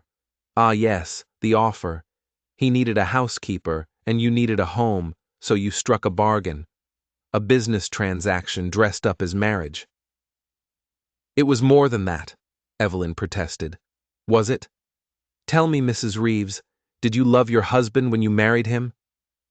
The question landed like a blow. Evelyn's mouth went dry. If she said yes, it would be an obvious lie. If she said no, it would confirm everything Calder was alleging.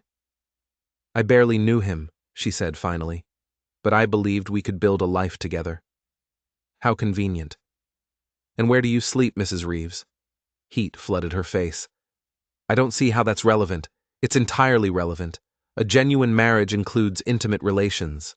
So I asked again, where do you sleep?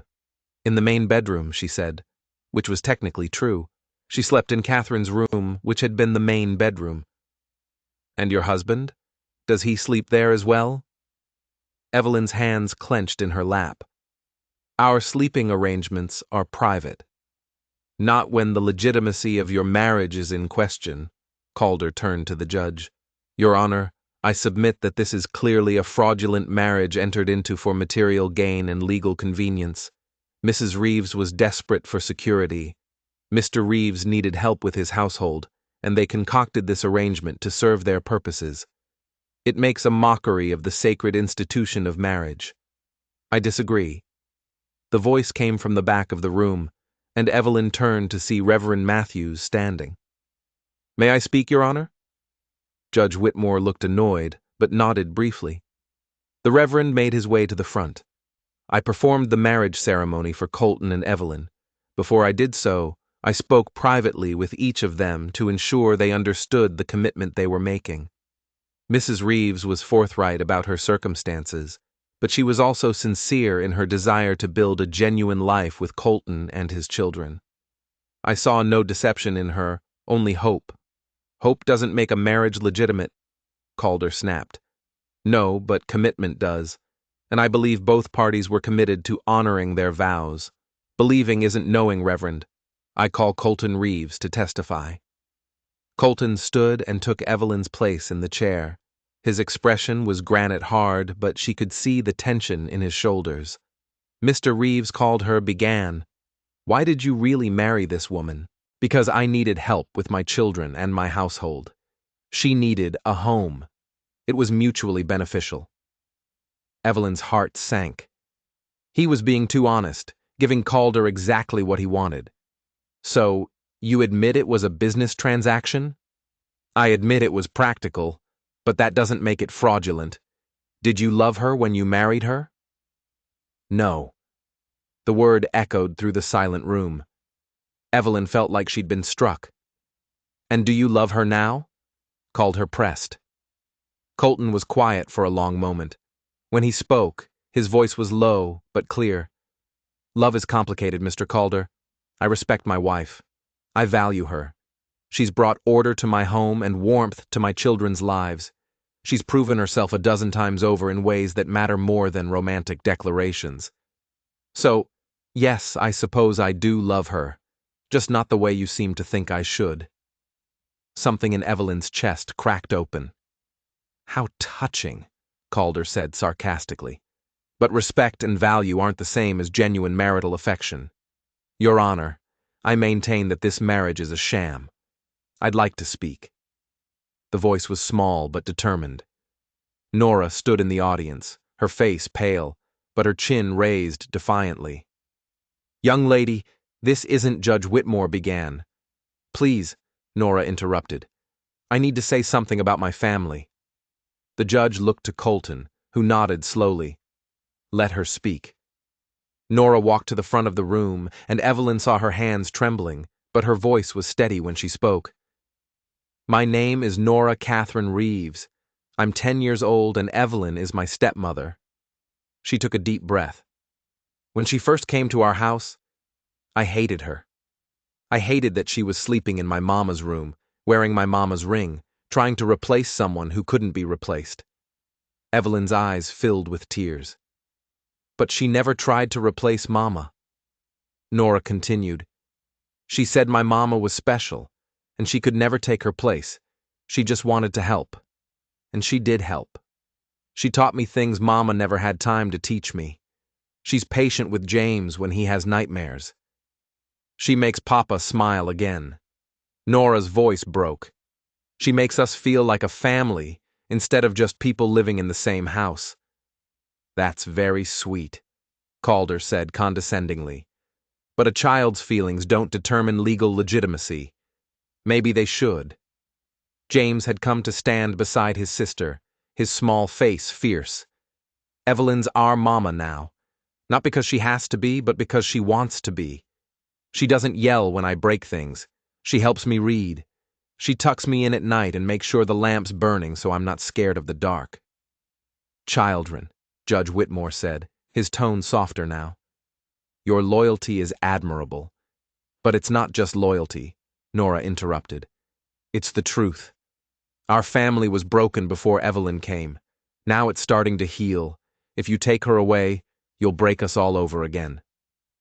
The room had gone completely silent.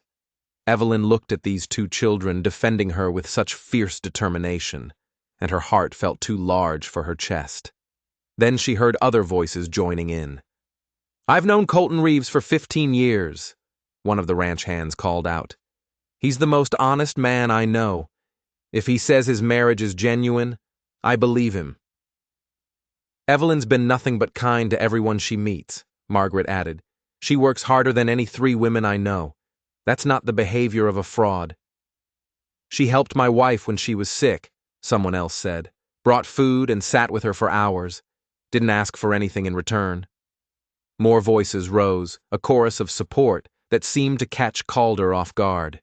He'd expected the community to be swayed by his accusations, but instead they were rallying around the Reeves family. Judge Whitmore banged his gavel. Order. I need order. When the room quieted, he looked at Calder with narrowed eyes. Mr. Calder, do you have any actual evidence of fraud, proof of deception, or misrepresentation? The circumstances speak for themselves. Circumstances aren't evidence. I've heard testimony from the reverend who married them, from the children who live with them, and from community members who've observed their conduct. All of it suggests a genuine marital union, regardless of how it began. He turned to Colton and Evelyn. Mr. and Mrs. Reeves, would you both stand, please? They stood together, and Colton took her hand. I've been a judge for 20 years, Whitmore said. I've seen marriages of every kind, love matches that ended in hatred, arranged marriages that grew into genuine partnership, desperate unions that became something beautiful. The law requires that marriages be entered into freely and with intent to form a genuine union. Based on everything I've heard today, I believe that's exactly what you did. Evelyn's knees went weak with relief. Therefore, the judge continued, I find no evidence of fraud. This marriage is legitimate and will remain so. Mr. Calder, your petition is denied. The room erupted in applause and cheers. Calder's face went purple with rage. This isn't over, Reeves, he snarled. I'll find another way to get what's mine. The water rights were never yours, Colton said calmly, and neither is my family. Now get out. Calder stormed out, his daughter trailing behind him, looking mortified. Judge Whitmore gathered his papers with a sigh. Mr. Reeves, Mrs. Reeves, I apologize for this ordeal, but I hope you understand I had to take the accusations seriously. We understand, Your Honor, Evelyn said. Thank you for being fair. After the judge left, the crowd began to disperse, many stopping to offer congratulations or express their support. Margaret hugged Evelyn so hard she could barely breathe. You did it, the older woman whispered. You fought for your family, and you won. My family, Evelyn thought. When had they become truly hers? She looked around for the children and found them surrounded by well-wishers. Nora stood tall and proud, accepting compliments on her testimony with grace. James clung to one of the ranch hands, still wound up from the excitement. Then she felt Colton's hand on her shoulder, turning her to face him. "What you said in there," she began, "about valuing me, respecting me." "I meant every word," he said. "Evelyn, I know this started as a practical arrangement, but somewhere along the way, it became something more, at least for me. I can't promise you passionate romance or flowery declarations, but I can promise you honesty, partnership, and a family that needs you as much as you need them. Is that enough?" She asked for a real marriage. I think it might be more than enough. I think it might be everything that matters. He leaned down and kissed her.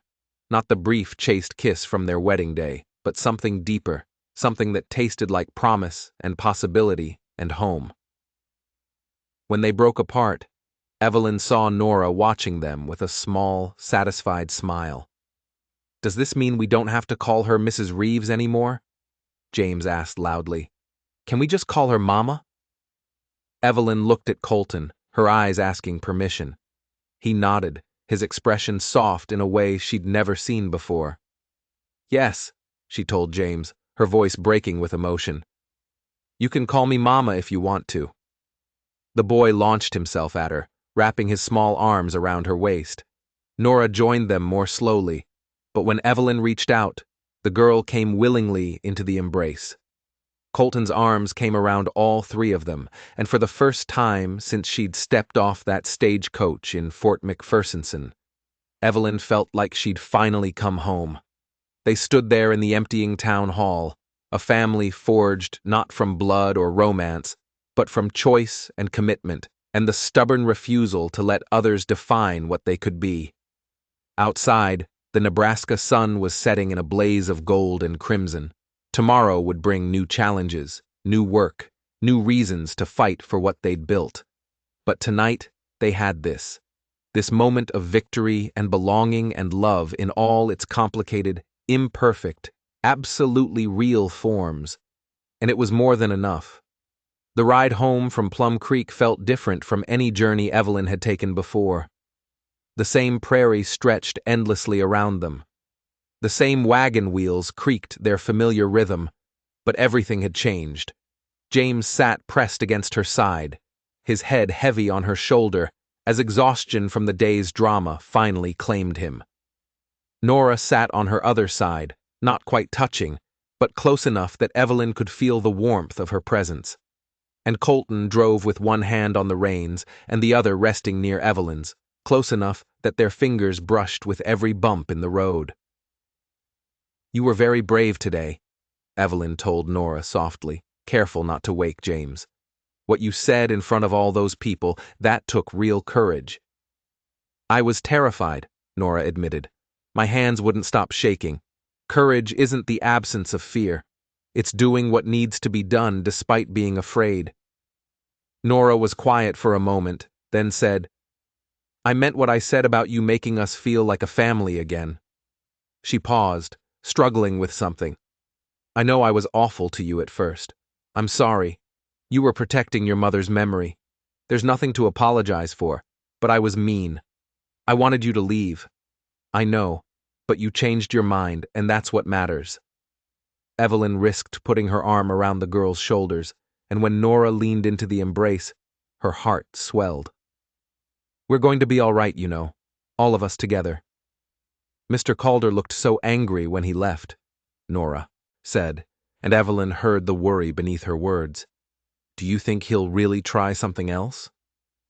From the driver's seat, Colton spoke. "Silas Calder doesn't give up easily, but he's lost this battle and publicly. That matters out here. The community saw him try to destroy a family and fail.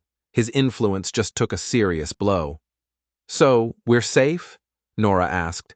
"Safer than we were, but we'll stay vigilant." He glanced back at them, his expression softening when he saw James sleeping against Evelyn. "Right now, though, let's just focus on getting home. Home." The word resonated through Evelyn with a warmth that had nothing to do with the summer evening. The CR Ranch was home now, truly and completely. Not just a place she stayed, but a place she belonged. They arrived as twilight was painting the sky in shades of purple and deep blue. Margaret met them at the door, her face anxious until she saw their expressions. "It went well, then?" she asked. "Better than well," Colton said, lifting James from the wagon. The boy stirred but didn't wake, simply transferring his trust from Evelyn to his father with the easy faith of childhood. The judge ruled in our favor. Calder was humiliated in front of half the territory. "Good," Margaret said fiercely. "That man's been needing taking down a peg for years. Come on, let's get these children to bed and then you can tell me everything." Evelyn helped Nora upstairs while Colton carried James. As she tucked Nora into bed, the girl caught her hand. "Will you stay? Just until I fall asleep?" "Of course." Evelyn sat on the edge of the bed, gently stroking Nora's hair the way the girl had said her mother used to do. In the lamplight, she could see Catherine and Nora's features, the delicate bone structure, the way her eyelashes cast shadows on her cheeks. But she could see Colton, too, in the stubborn set of her jaw and the intelligence in her eyes. "Evelyn," Nora's voice was drowsy. "Are you and Papa really married now? I mean truly married, not just pretending." "What makes you ask that?" "The way he kissed you today, it looked real." Pete crept up Evelyn's neck.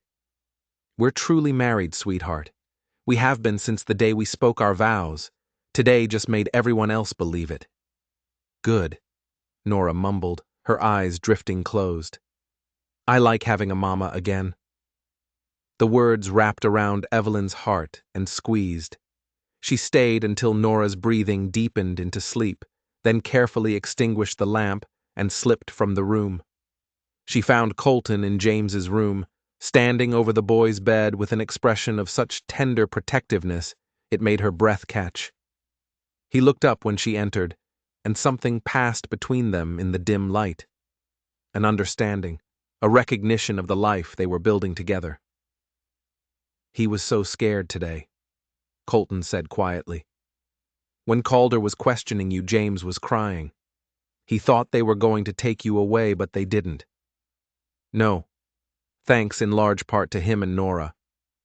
He moved toward the door, and they stepped into the hallway together. "Those children have been through so much loss.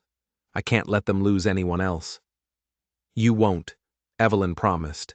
"I'm not going anywhere." They stood close in the narrow hallway, closer than they'd ever been, except for that kiss in the town hall. Evelyn was acutely aware of the warmth radiating from Colton's body, the breadth of his shoulders blocking out the lamplight, the way his eyes searched her face as if looking for answers to unasked questions. "About what I said at the hearing. He began about loving you. You said it to satisfy the judge." "I understand." "No." He cup-puffed her face gently, his callous thumb brushing her cheekbone. "I said it because it's true. I don't know when it happened or how, but somewhere between the stagecoach station and today, this stopped being an arrangement and became real. You became real to me."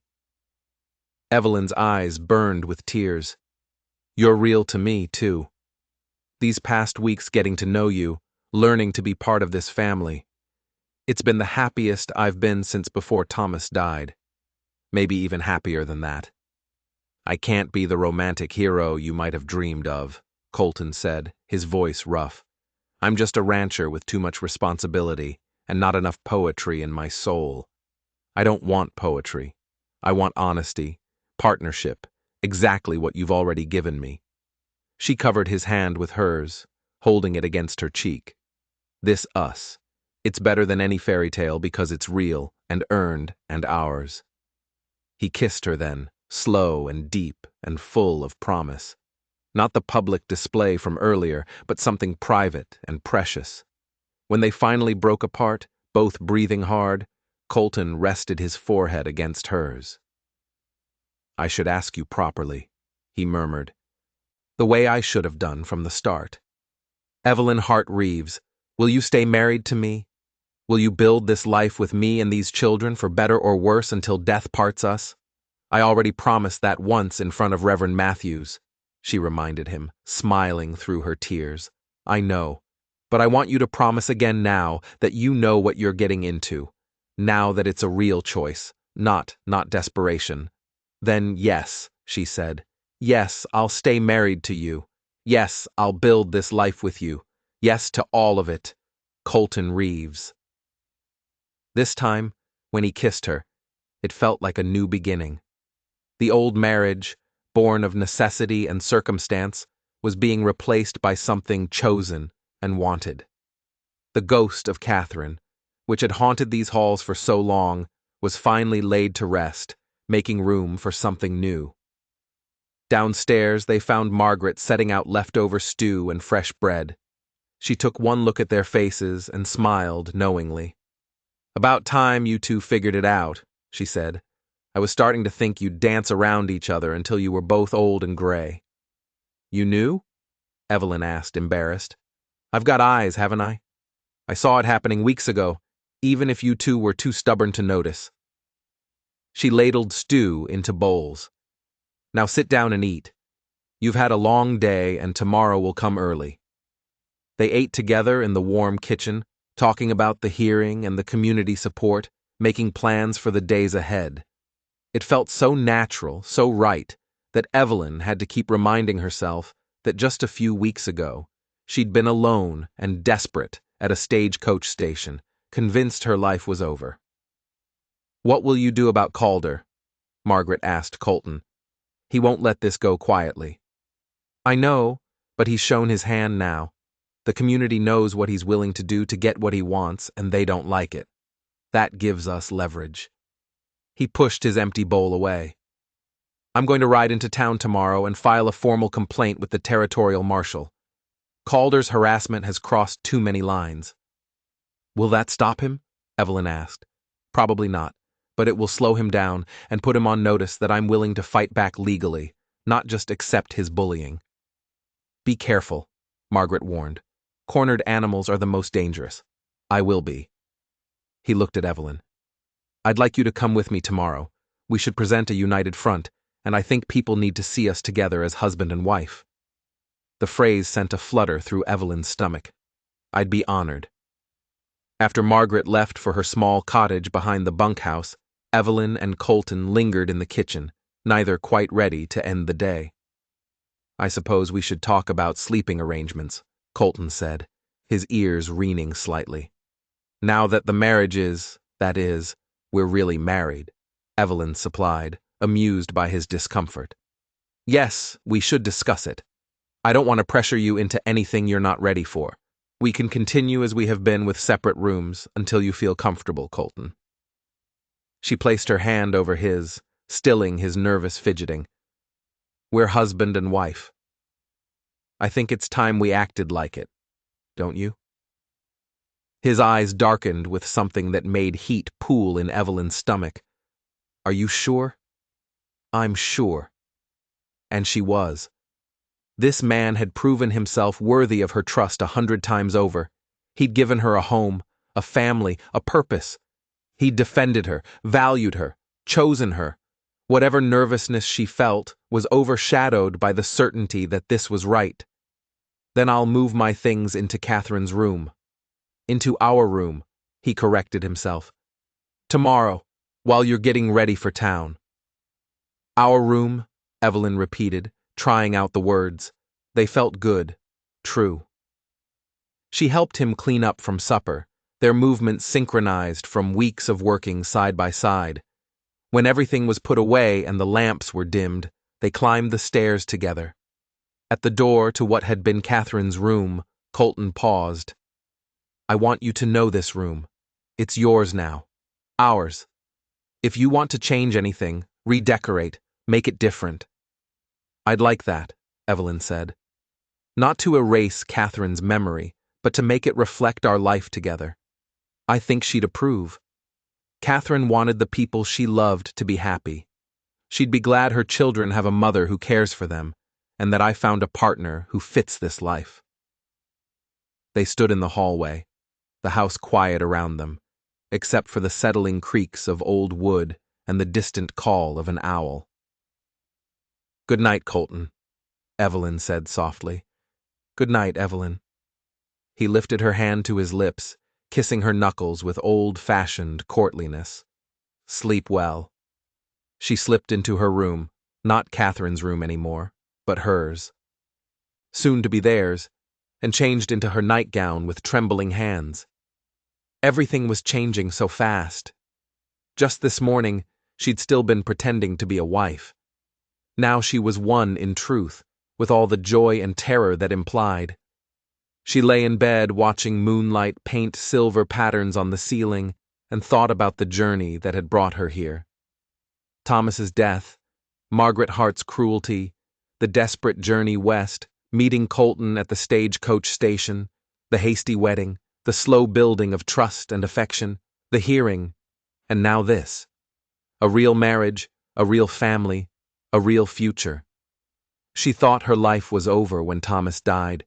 Instead, it had just been waiting to begin. The next morning dawned clear and bright, promising another scorching July day.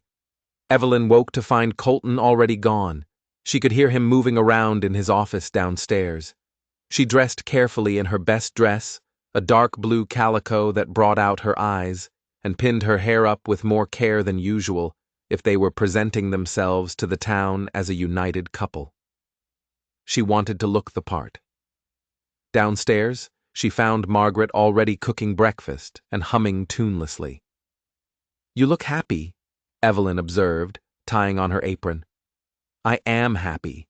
This house has been too sad for too long. It's good to see life coming back into it." Margaret cracked eggs into the pan with practice efficiency. "Colton's moving his things into your room today. How did you, like I said, I've got eyes and ears. These walls aren't as thick as you think." Margaret shot her annoying look. "But don't worry, I'm happy about it. You two deserve some joy after everything you've been through." The children thundered down the stairs moments later.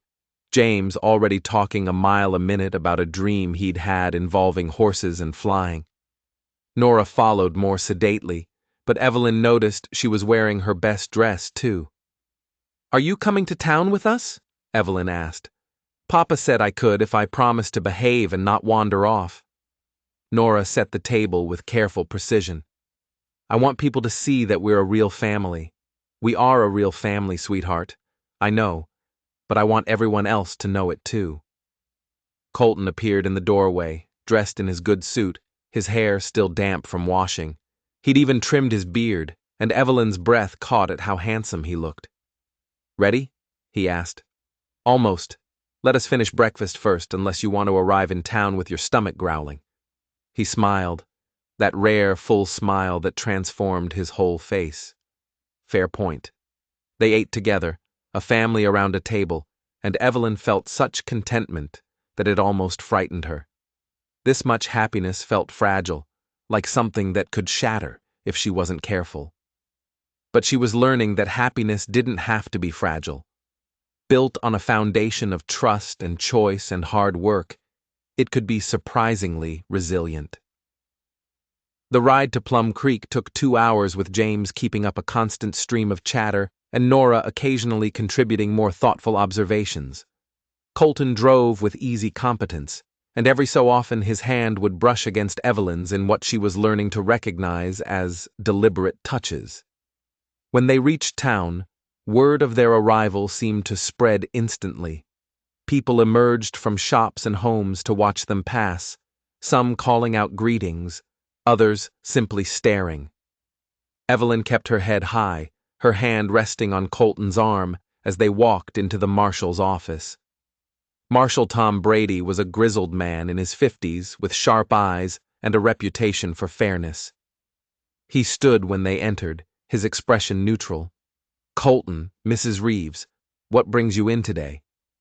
"I want to file a formal complaint against Silas Calder," Colton said, "for harassment, intimidation, and abuse of legal processes." The marshal sighed and pulled out a form. "Tell me everything." For the next hour, Colton detailed Calder's actions, the constant challenges to his water rights, the attempts to poach his ranch hands, the manipulation of Judge Whitmore to question his marriage. Evelyn added her own testimony about the invasive questioning and public humiliation at the hearing. It's clear he's trying to force me off my land or into selling, Colton concluded, and he's willing to use any means necessary. Marshal Brady tapped his pen against the desk. I'll be honest with you. Colton Calder has powerful friends in the territory. Filing this complaint might make things worse before they get better. I understand that, but I can't just let him continue unchecked. He needs to know there are consequences for his actions. All right, I'll file the complaint and send a copy to the territorial governor, but watch your back. Men like Calder don't like being challenged. They left the marshal's office feeling both vindicated and uneasy. As they walked back toward the wagon, they passed the general store, and Evelyn paused. Could we go in? She asked. I'd like to pick up a few things for the house. Inside the store, Mrs. Patterson, the owner's wife, greeted them warmly. Mrs. Reeves, it's so good to see you. The whole town's been talking about yesterday's hearing. I'm sure they have, Evelyn said diplomatically. Well, I want you to know most folks think you and Colton did the right thing, standing up to Silas Calder like that. That man's been a bully for too long. She leaned in conspiratorially. Between you and me, his poor daughter is probably relieved. She never wanted to marry Colton anyway. She's sweet on the banker's son. While Evelyn browsed the store's limited selection of fabrics and household goods, more townspeople came in to offer their congratulations and support. It became clear that yesterday's hearing had done more than just validate their marriage. It had established them as respected members of the community. People admire courage, Colton murmured to her as they loaded their purchases into the wagon. You showed them plenty of it yesterday. We showed them, Evelyn corrected. This is a partnership, remember? His hand found hers, squeezing gently. I remember. They were preparing to leave when a commotion erupted down the street. Evelyn turned to see Silas Calder striding toward them, his face flushed with rage. Reeves! He shouted. How dare you file a complaint against me? Colton stepped in front of Evelyn and the children, his posture protective. I filed a legitimate complaint about your harassment. If you have a problem with that, take it up with the marshal. You think you've won, don't you? You think because you fooled a judge and a bunch of simple-minded townsfolk, you're safe? Calder's voice dripped with venom. This isn't over. I'll see you ruined, Reeves. I'll take everything you have. You're welcome to try. Colton's voice was dangerously calm. But I warn you, Calder. I built my ranch from nothing once. I can do it again. Can you say the same? You arrogant. Calder lunged forward, but Marshal Brady appeared, grabbing his arm. That's enough, Silas. You're making threats in front of witnesses. That's not going to help your case. My case called her world on the marshal. What about his complaint? It's baseless. Nothing but lies. That'll be for the territorial authorities to decide. Right now, I'm suggesting you go home and cool off before you do something you'll regret. Calder jerked his arm free, his eyes burning with fury as he looked at Evelyn. You think you're so clever, don't you? Coming in here with your helpless widow act, manipulating everyone. But I know what you really are, a fortune hunter who saw an opportunity and took it. Before Colton could respond, Evelyn stepped forward. She'd spent too long being diminished by Margaret Hart's cutting remarks, too long feeling like she had to accept whatever judgment others cast on her. Mr. Calder, she said, her voice clear and steady, I don't care what you think of me, but I do care about my family. You tried to destroy us yesterday and failed. You're trying to intimidate us today, and it won't work. Whatever you do next, you'll find we're stronger together than you ever imagined. Brave words from a desperate woman. Not desperate anymore. I have everything I need right here. She gestured to Colton and the children. You, on the other hand, seem quite desperate. So desperate you're willing to harass a family and abuse the legal system. I pity you, Mr. Calder. I truly do. Calder's face went purple. For a moment, Evelyn thought he might actually strike her, but Colton moved closer, his presence a silent warning, and the moment passed. "This isn't over," Calder hissed one more time, then stalked away. The street had gone silent, everyone watching the confrontation. Then Mrs. Patterson began to clap and others joined in. Within moments, the entire street was applauding. "Well done, Mrs. Reeves," Marshal Brady said quietly. "That took guts." Evelyn's hands were shaking, but she managed to smile. "I've discovered I have more of those than I thought." On the ride home, Colton was quiet, his jaw tight. "Are you angry?" Evelyn finally asked. "Angry? No? Terrified?" "Yes, Evelyn. Confronting Cedare like that was incredibly brave, but it was also dangerous. He's not a man who forgives perceived insults. I know, but I couldn't let him keep talking about us that way, about me that way. We've done nothing wrong." "No, we haven't. But that doesn't mean he won't try to hurt us anyway." He glanced at her, his expression softening. "Though I admit, watching you stand up to him was magnificent. You reminded me of a queen defending her kingdom. Some kingdom, a ranch house, and 2 children, and an overworked husband. It's our kingdom, though, worth defending." That night, after the children were asleep and the house was quiet, Colton carried his belongings into what was now truly their bedroom. Evelyn had spent the afternoon making small changes, removing some of Catherine's more personal items, adding touches that felt more like her own. The room was becoming a reflection of both women, a blending of past and present. "This feels strange," Colton admitted, setting his trunk in the corner.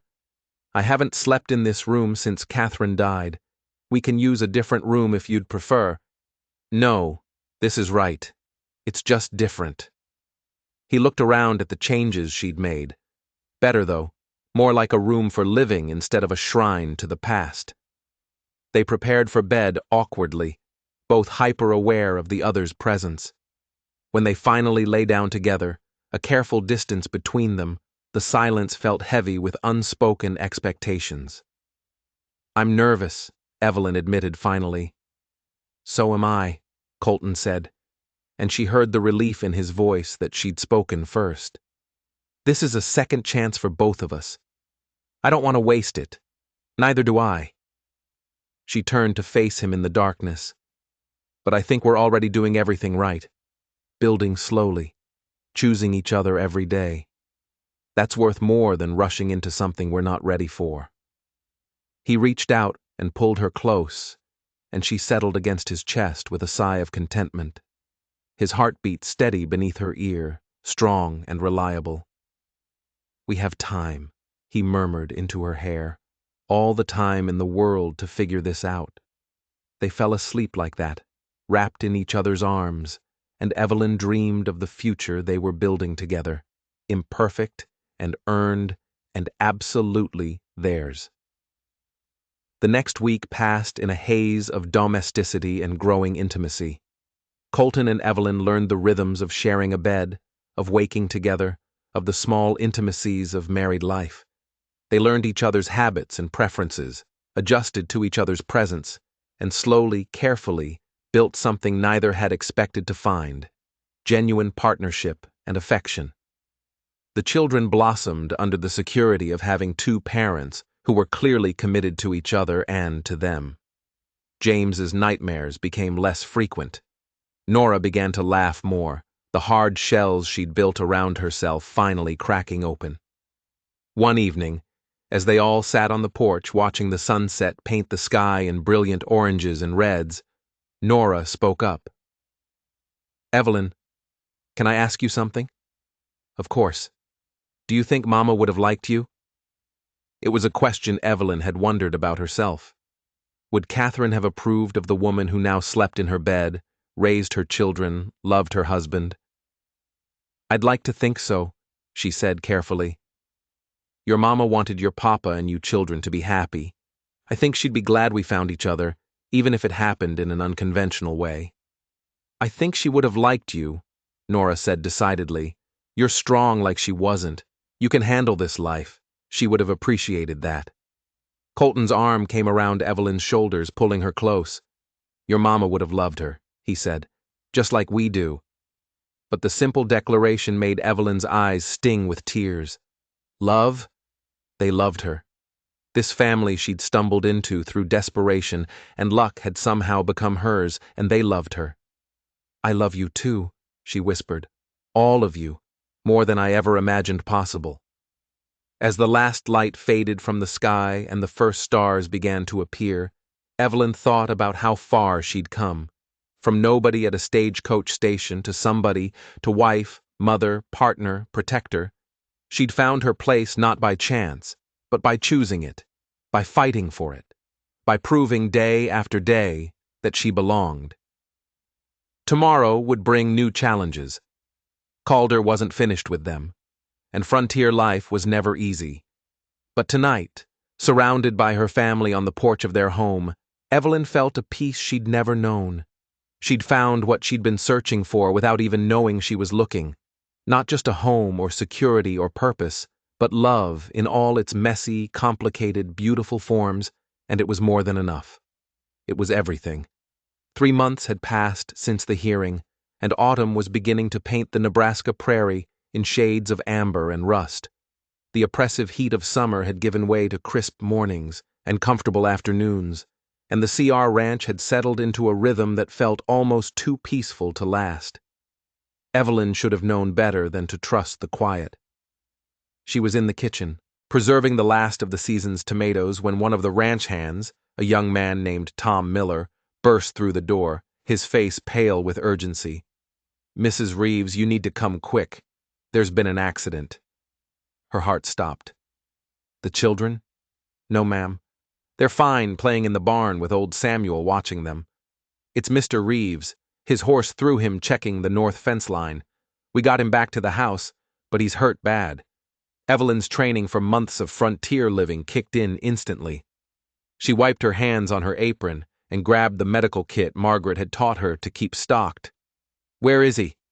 "In your bedroom. Doc Patterson's been sent for, but he's out at the Henderson place delivering a baby. Could be hours before he gets here." She took the stairs 2 at a time, her mind racing through everything Margaret had taught her about treating injuries. When she pushed open the bedroom door, she found Colton lying on their bed, his face gray with pain. His shirt had been cut away, revealing an angry bruise blooming across his ribs. His left arm hung at an unnatural angle. "It's not as bad as it looks," he said through gritted teeth, trying to sit up. "Don't you dare move." She set the medical kit on the bedside table with shaking hands. "Tom, get me hot water and clean towels and send someone to fetch Margaret." As Tom ran to do her bidding, Evelyn carefully examined Colton's injuries. She'd seen Margaret set broken bones before, had even assisted once when a ranch hand had broken his wrist. But this was different.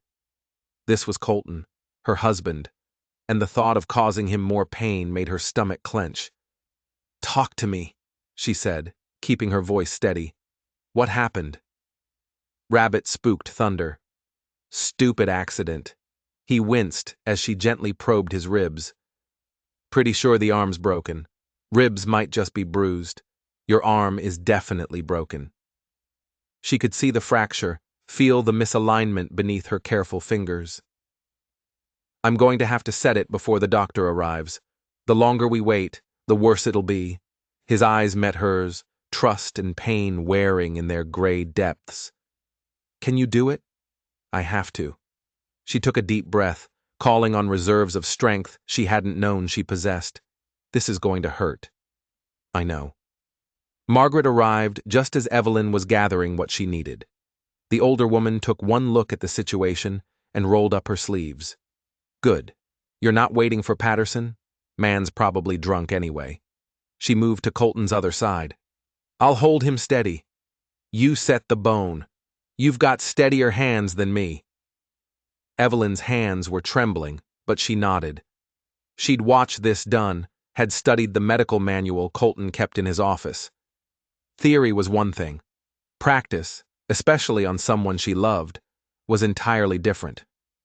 "Colton, I need you to look at me," she said softly.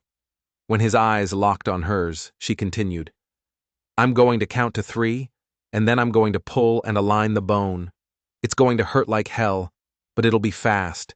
Can you do this with you? I can do anything. The simple faith in his words gave her courage. She positioned her hands carefully, Margaret bracing Colton's shoulder. 1. She didn't wait for 3. With one smooth, firm motion, she pulled and manipulated the bone back into alignment. Colton's scream of pain tore through her heart, but she forced herself to stay focused, securing the splint Margaret handed her with steady, sure movements. When it was done, Colton lay back against the pillows, his face slick with sweat, but his breathing beginning to steady. You didn't count to 3, he said weakly. If I had, you would have tensed up. This way was faster. She smoothed his hair back from his forehead with a tenderness that made Margaret discreetly look away. The worst is over. Your hands aren't shaking anymore. They will be later. Right now, you need me steady. Margaret helped her bind Colton's ribs and get him settled more comfortably. By the time Doc Patterson arrived 3 hours later, slightly tipsy but functional, there was little left for him to do but approve Evelyn's work. Fine job, Mrs. Reeves, he said, examining the splint. Couldn't have done better myself. Maybe better, truth be told, since my hands aren't as steady as they used to be. He pulled a bottle from his bag. Laudanum, for the pain. Small doses only. And watch for fever. After the doctor left, Evelyn sat beside the bed while Colton drifted in and out of linen-induced sleep. The children had been told about the accident and allowed to see their father briefly, but she'd sent them back downstairs with Margaret, promising they could visit again in the morning. Now, in the quiet of their room, the reality of what could have happened crashed over her. Colton could have been killed. A different fall, a worse injury, and she could have lost him just as she'd lost Thomas. I can hear you thinking, Colton murmured, his eyes still closed. You should be sleeping. Hard to sleep when my wife is radiating anxiety like a furnace radiates heat. He opened his eyes, focusing on her with effort. I'm going to be fine, Evelyn. You could have died, but I didn't. Thanks to Thunder having good sense not to roll on me, and to you having the courage to set my arm. He reached for her hand with his good one. You were magnificent. Terrified, but magnificent. I was so scared. When Tom came running in, I thought her voice broke. I thought I'd lost you. You haven't. I'm too stubborn to die from a simple fall. He squeezed her hand. But I need you to understand something. This life out here on the frontier, it's dangerous. Accidents happen. People get hurt. Sometimes they die. That's the reality we live with. I know that. Do you? Because you look like you're already grieving me, and I'm right here, very much alive. She wiped at her eyes angrily. I can't lose you, Colton. I can't lose this family. Not now. Not when I've finally found where I belong. Then don't waste the time we have worrying about time we might not get. He tugged her hand gently. Come here. Lie down next to me. I'll hurt you. You'll hurt me more by staying over there looking miserable. Carefully. So carefully she stretched out beside him on the bed, her head on his shoulder. His good arm came around her, holding her close. Better? He asked. Better? She listened to his heartbeat steady and strong beneath her ear. Colton, I love you. I don't think I've said it plainly enough. Not the way you deserve to hear it. You say it every day in the way you care for the children, manage the house, stand beside me through everything. But it's nice to hear the words, too. I love you, S. She repeated. Not because you gave me a home or security or purpose, though you did.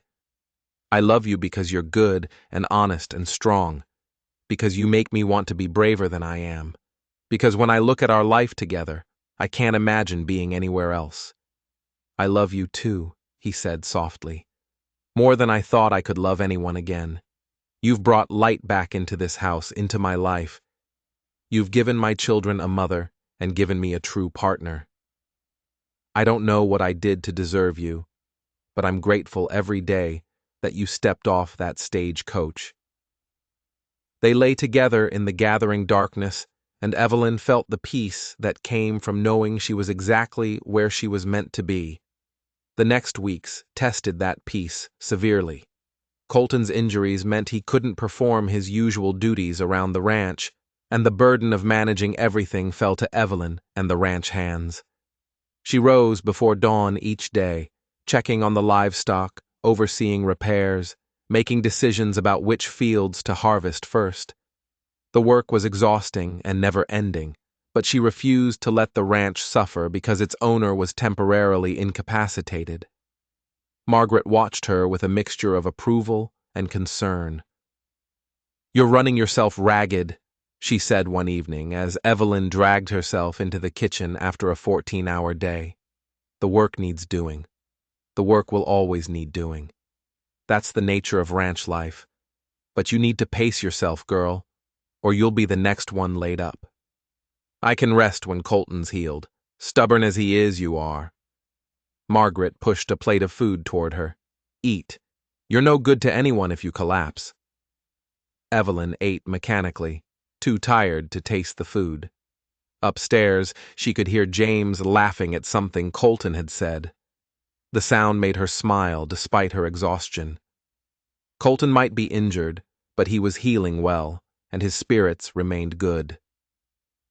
She was just finishing her meal when Tom Miller appeared in the doorway again, and the expression on his face made her stomach drop. "Not another accident," she said. "No, ma'am, but we got trouble.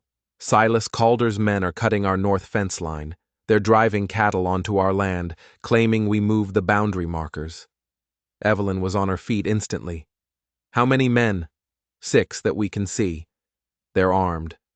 "So are we, Aura." She turned to Margaret. "Stay with the children and Colton. Don't let him try to get up no matter what he says." "Where are you going?" "To defend what's ours." She strapped on Colton's gun belt, the weight unfamiliar, but not unwelcome. Margaret had taught her to shoot months ago, insisting that every frontier woman needed to know how to protect herself. Evelyn had never imagined she'd need the skill. Tom and 3 other ranch hands were waiting by the barn, all armed and grim-faced. "Mrs. Reeves, maybe we should send for the marshal. By the time he arrives from Plum Creek, Calder's men could have half our herd on his land and the fence destroyed. We stop this now." She swung up onto her horse with more confidence than she felt. "Let's go." The ride to the north fence line took 20 minutes that felt like hours. As they approached, Evelyn could see exactly what Tom had described. 6 men systematically destroying the fence while cattle milled nervously nearby. She recognized the man in charge, Wade Tucker, Calder's foreman, a mean-spirited bully who'd been part of Calder's entourage at the hearing.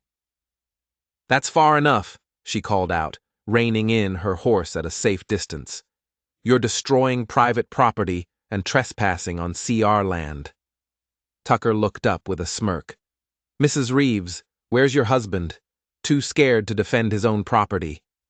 "My husband is recovering from an injury, but I'm here and I'm telling you to stop what you're doing and leave now." "Or what? You'll shoot me?" Tucker laughed. "Mr. Calder says these boundary markers were moved illegally. We're just correcting the error. Those markers haven't been moved since my husband's father established them 30 years ago. You know that, and Calder knows that. This is harassment, pure and simple. Prove it." Evelyn's hand moved to the gun at her hip. "I don't have to prove anything. This is our land, legally surveyed and registered. You're the ones who need to leave." Tucker's smile faded. "You won't shoot me, Mrs. Reeves. You're a lady. Ladies don't pull triggers. You'd be surprised what ladies do when their homes are threatened."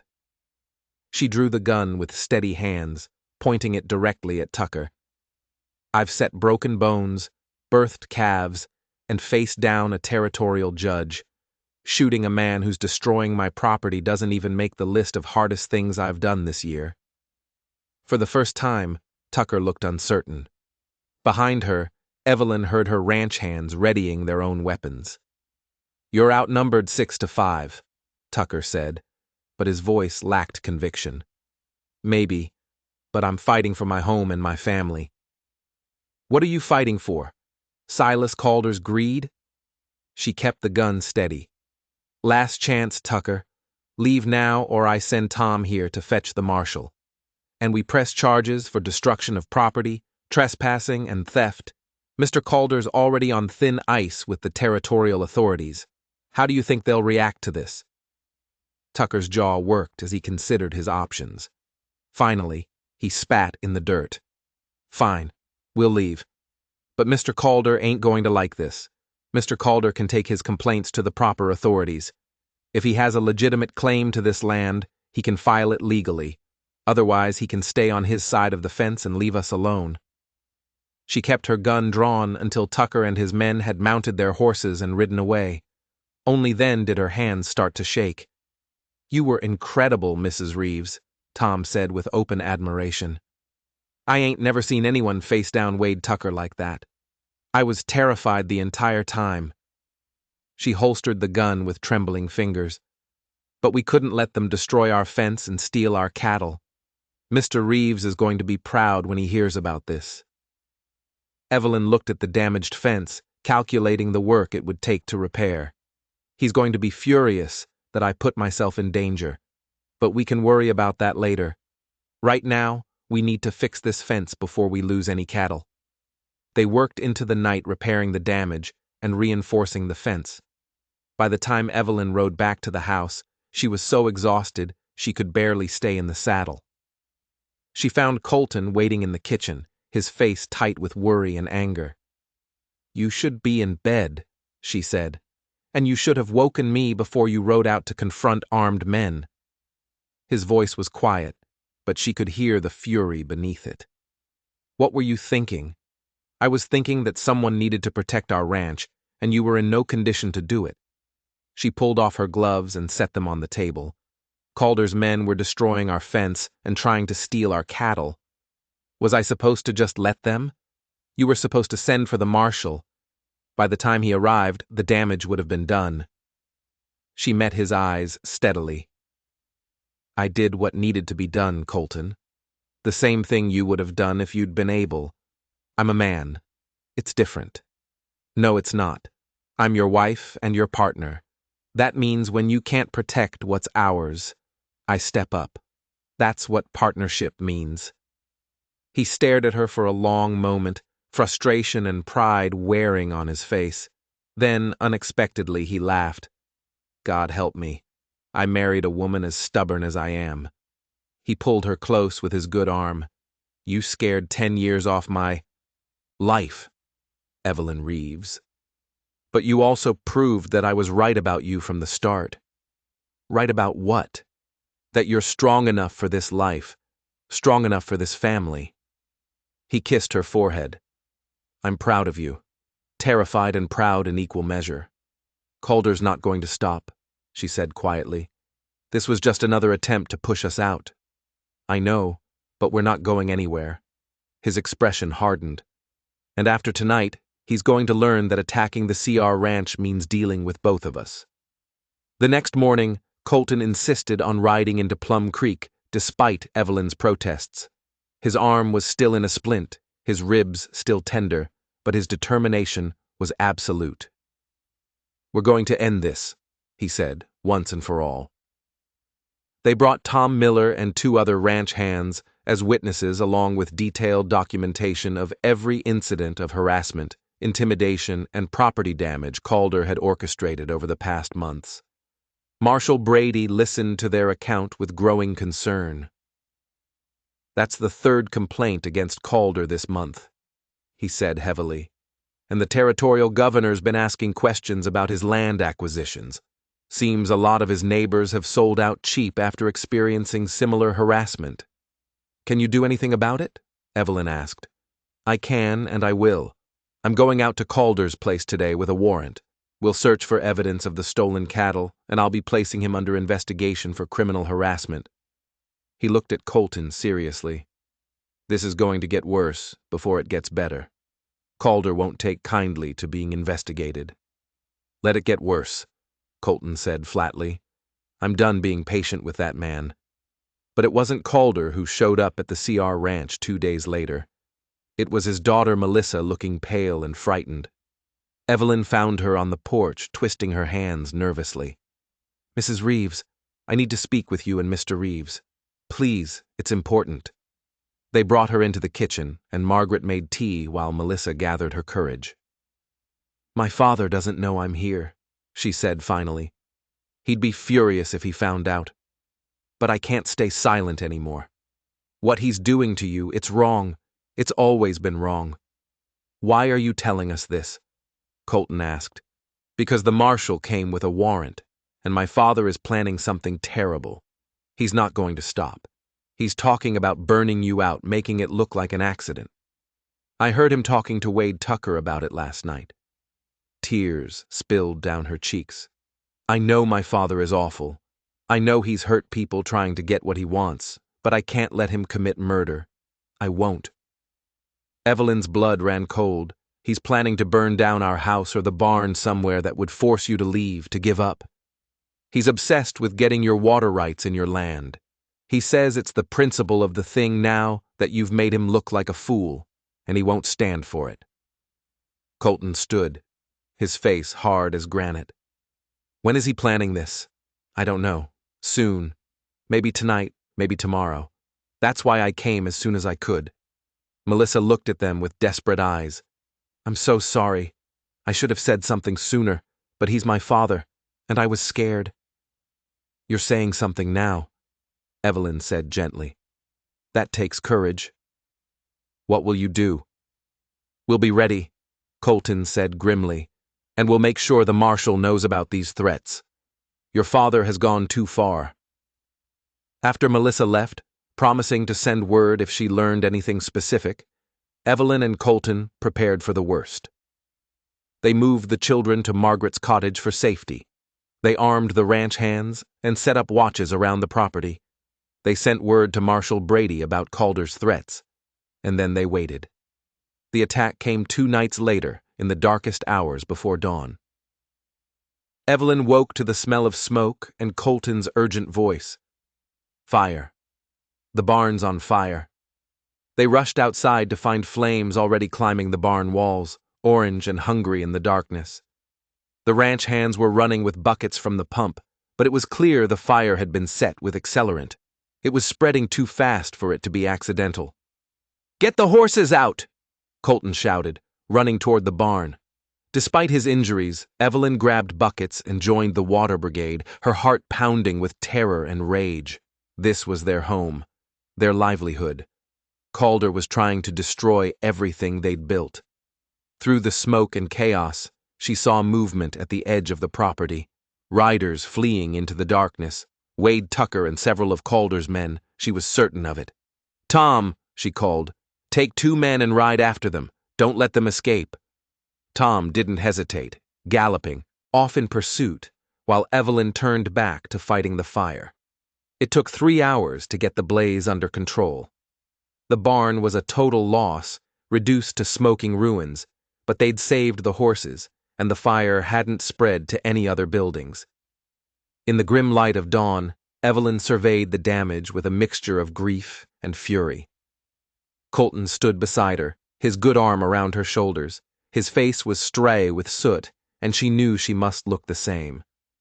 "We'll rebuild," he said quietly. "We shouldn't have to. Calder needs to be stopped. He will be."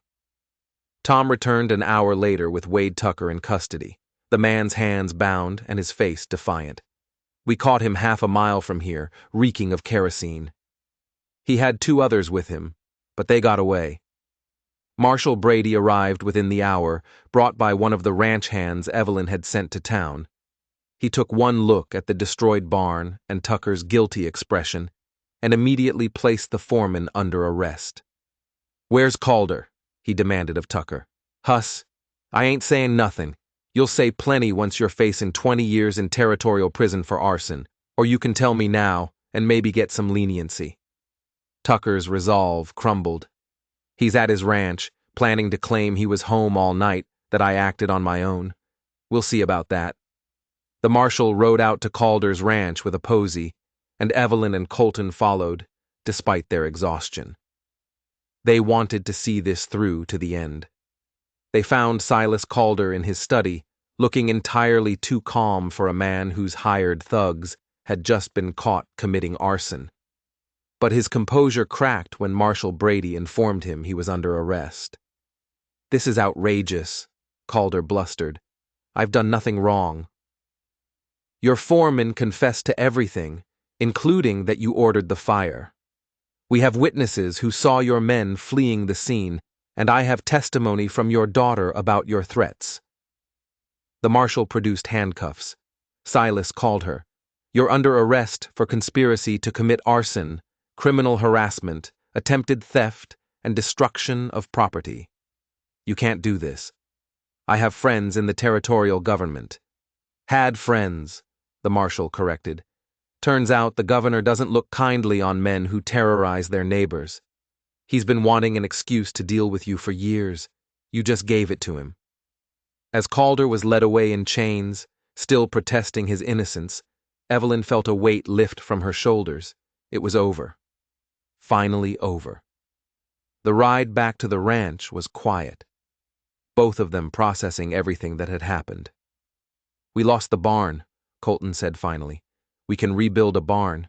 We still have each other, the children, the ranch. That's what matters. It's going to be expensive. Set us back financially. Then we'll economize. We'll work harder. We'll manage." She looked at him firmly. "We've survived everything else called her through at us. We'll survive this too."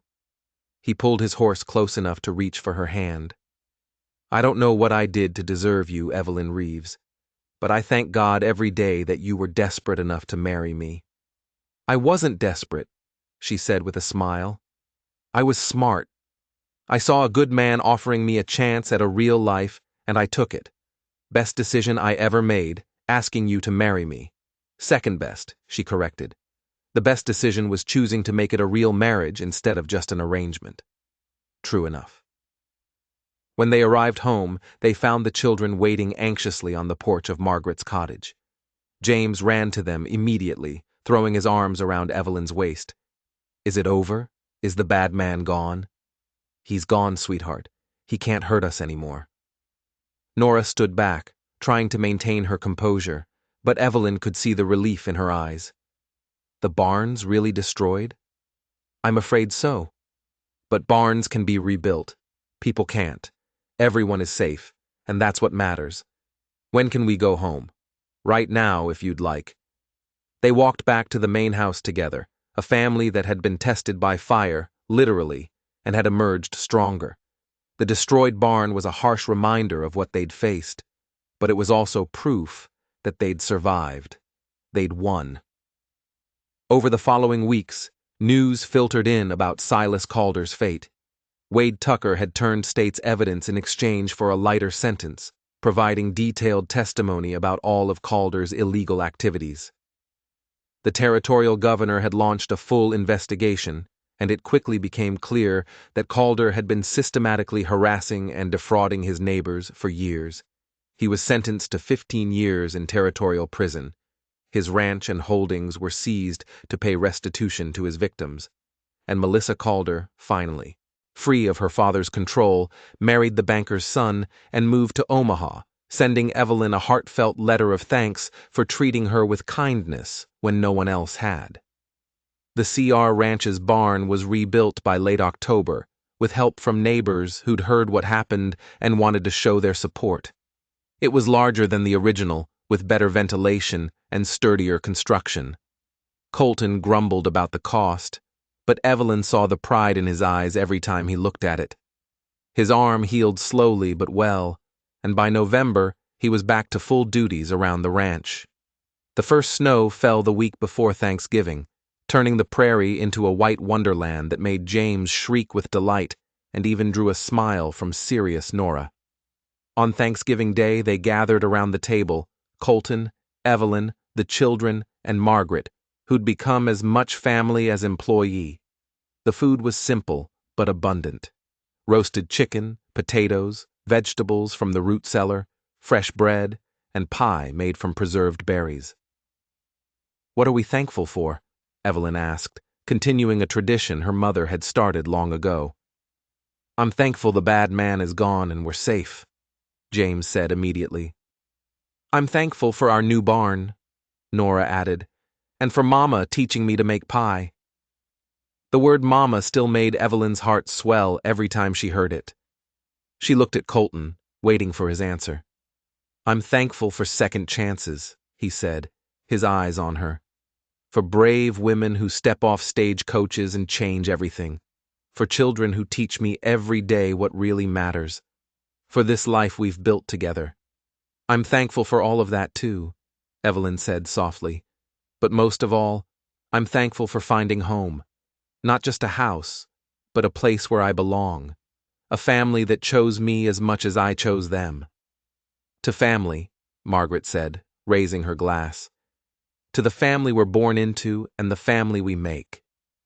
They echoed the toast. And as Evelyn looked around the table at these people who'd become her whole world, she thought about the journey that had brought her here, the grief and loss, the desperate loneliness at that stagecoach station, the terrifying leap of faith that was marrying a stranger. If someone had told her 8 months ago that she'd be sitting here now, wife, mother, rancher, survivor, she never would have believed them. But life had a way of surprising you, of taking you places you never imagined you could go. After dinner, while Margaret cleaned up and the children played in the other room, Evelyn and Colton stood on the porch watching the snowfall. "Do you ever regret it?" he asked. "Agreeing to marry me that day?" "Never, not once." She leaned against him and his arm came around her automatically. "Do you?" "God, no. Marrying you was the smartest thing I've ever done, even if it did take me a while to realize it. We were both slow to understand what we had, but we got there eventually. That's what matters." They stood in comfortable silence, watching their breath mist in the cold air. In the house behind them, they could hear James's laughter and Nora's patient instruction as she taught him a new game. "I want to give you something," Colton said suddenly. He reached into his pocket and pulled out a small box. "I should have done this months ago, but I'm doing it now." Inside the box was a ring. Not Catherine's wedding band, but something new. A simple gold band with a small sapphire that matched Evelyn's eyes. "I want you to have your own ring," he said. Catherine's ring was right for the arrangement we started with. "But this?" He took her hand. "This is for the real marriage we have now, if you'll accept it." Evelyn's eyes filled with tears as he slid the new ring onto her finger beside Catherine's band. "It's beautiful. Not as beautiful as you. Not as beautiful as the life we've built." He kissed her gently. "I love you, Evelyn. Not because I need you or because it's convenient. I love you because you're brave and strong and kind. Because you make me want to be better. Because every day with you feels like a gift I don't deserve." "You deserve it," she whispered. "You deserve all of it. And I love you too, Colton Reeves, more than I ever thought I could love anyone." They kissed as snow fell around them, and Evelyn felt peace settle into her bones. This was home. This was family. This was love in its truest, hardest one, most beautiful form. Inside, James called for them, wanting to show them something he'd built with his blocks. They went in together, hand in hand, ready to face whatever came next, because they'd learned the most important lesson. Together, they could survive anything. Together, they could build something lasting and real. Together, they were home. The winter passed in a blur of cozy evenings by the fire, children's laughter, and the quiet contentment of a family that had finally found its rhythm. Spring brought new calves and the hard work of branding and fence repair. Summer brought long days of haying and the joy of watching the ranch thrive under their combined stewardship.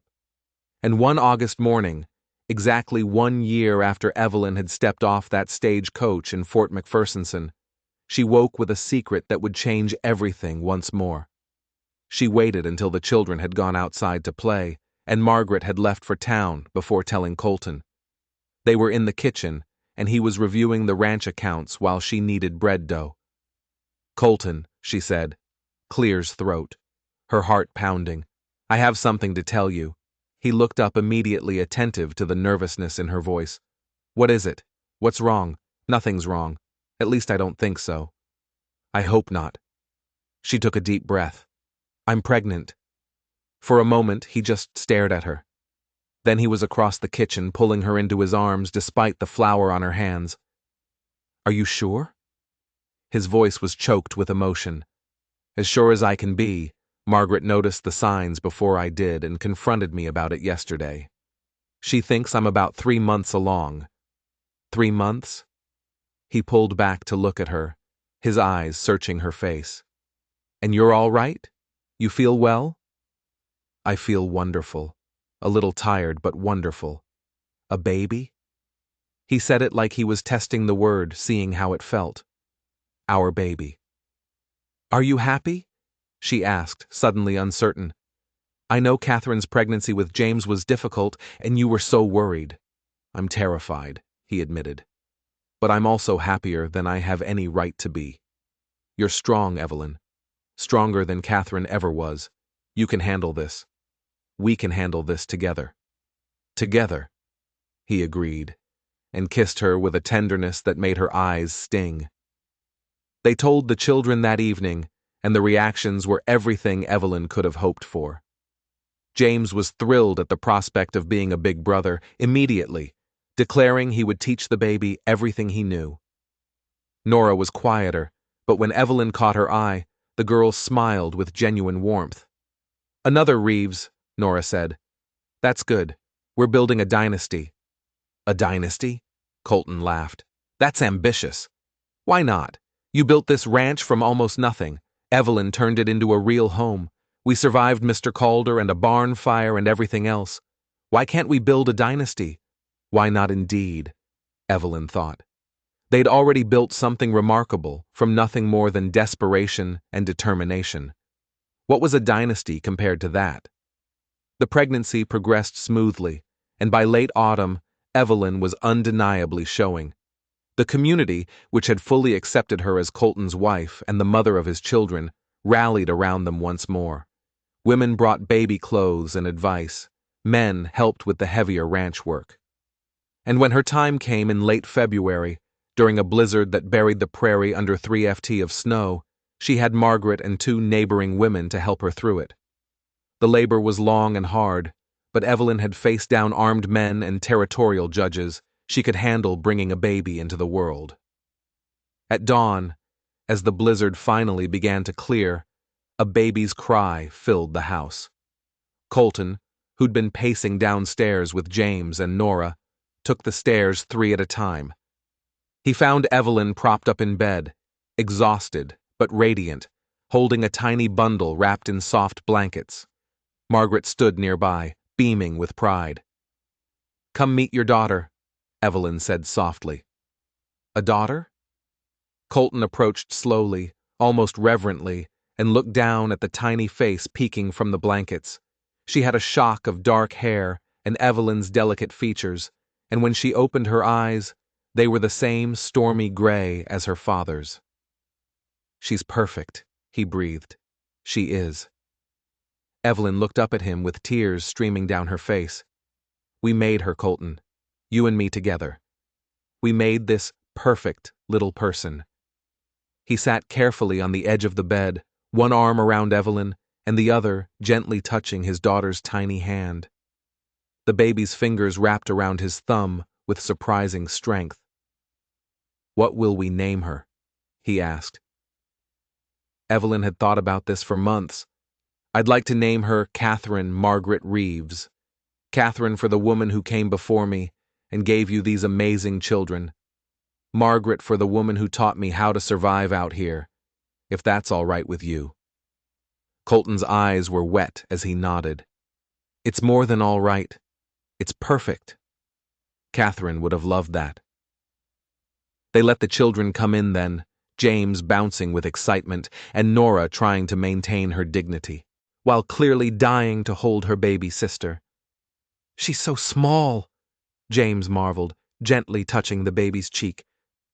"You were this small once," Evelyn told him. "Can I hold her?" Nora asked hesitantly. "Of course you can. Come sit here." Nora settled carefully on the bed, and Evelyn placed the baby in her arms. The girl looked down at her sister with an expression of fierce protectiveness that reminded Evelyn so much of Colton, it made her heart ache. "I'll take care of her," Nora said solemnly. "I'll teach her everything I know. I'll make sure she knows about Mama Catherine and Mama Evelyn. I'll make sure she knows how brave our family is. I know you will, sweetheart." They sat together as the winter sun rose over the snow-covered prairie. A family complete and whole. 4 children now, 2 inherited, 1 born of their union. A marriage that had started as a desperate bargain and become something precious. A home built on honesty, hard work, and stubborn determination. Evelyn looked around at her family and felt such overwhelming love she could barely breathe. This was what she'd been searching for without knowing it all those months ago, when she'd stood alone at the stagecoach station. Not just shelter or security, but belonging, purpose, love. She'd been nobody then, discarded and hopeless. Now she was Evelyn Reeves, wife, mother, rancher, survivor. She was somebody's partner, somebody's mama, somebody's whole world. And it was more than enough. It was everything. Years would pass, more children would come, the ranch would prosper under their joint management. They would face droughts and harsh winters, good years and bad, the endless challenges of frontier life, but they would face it all together.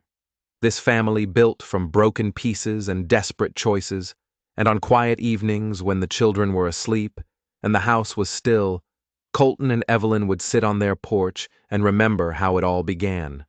A wealthy single father and an abandoned widow, both believing they'd lost their chance at happiness, finding something better than either had dreamed possible. Not a fairy tale, not a romance novel, just real hard one, absolutely genuine love. And that it turned out was the best kind of all.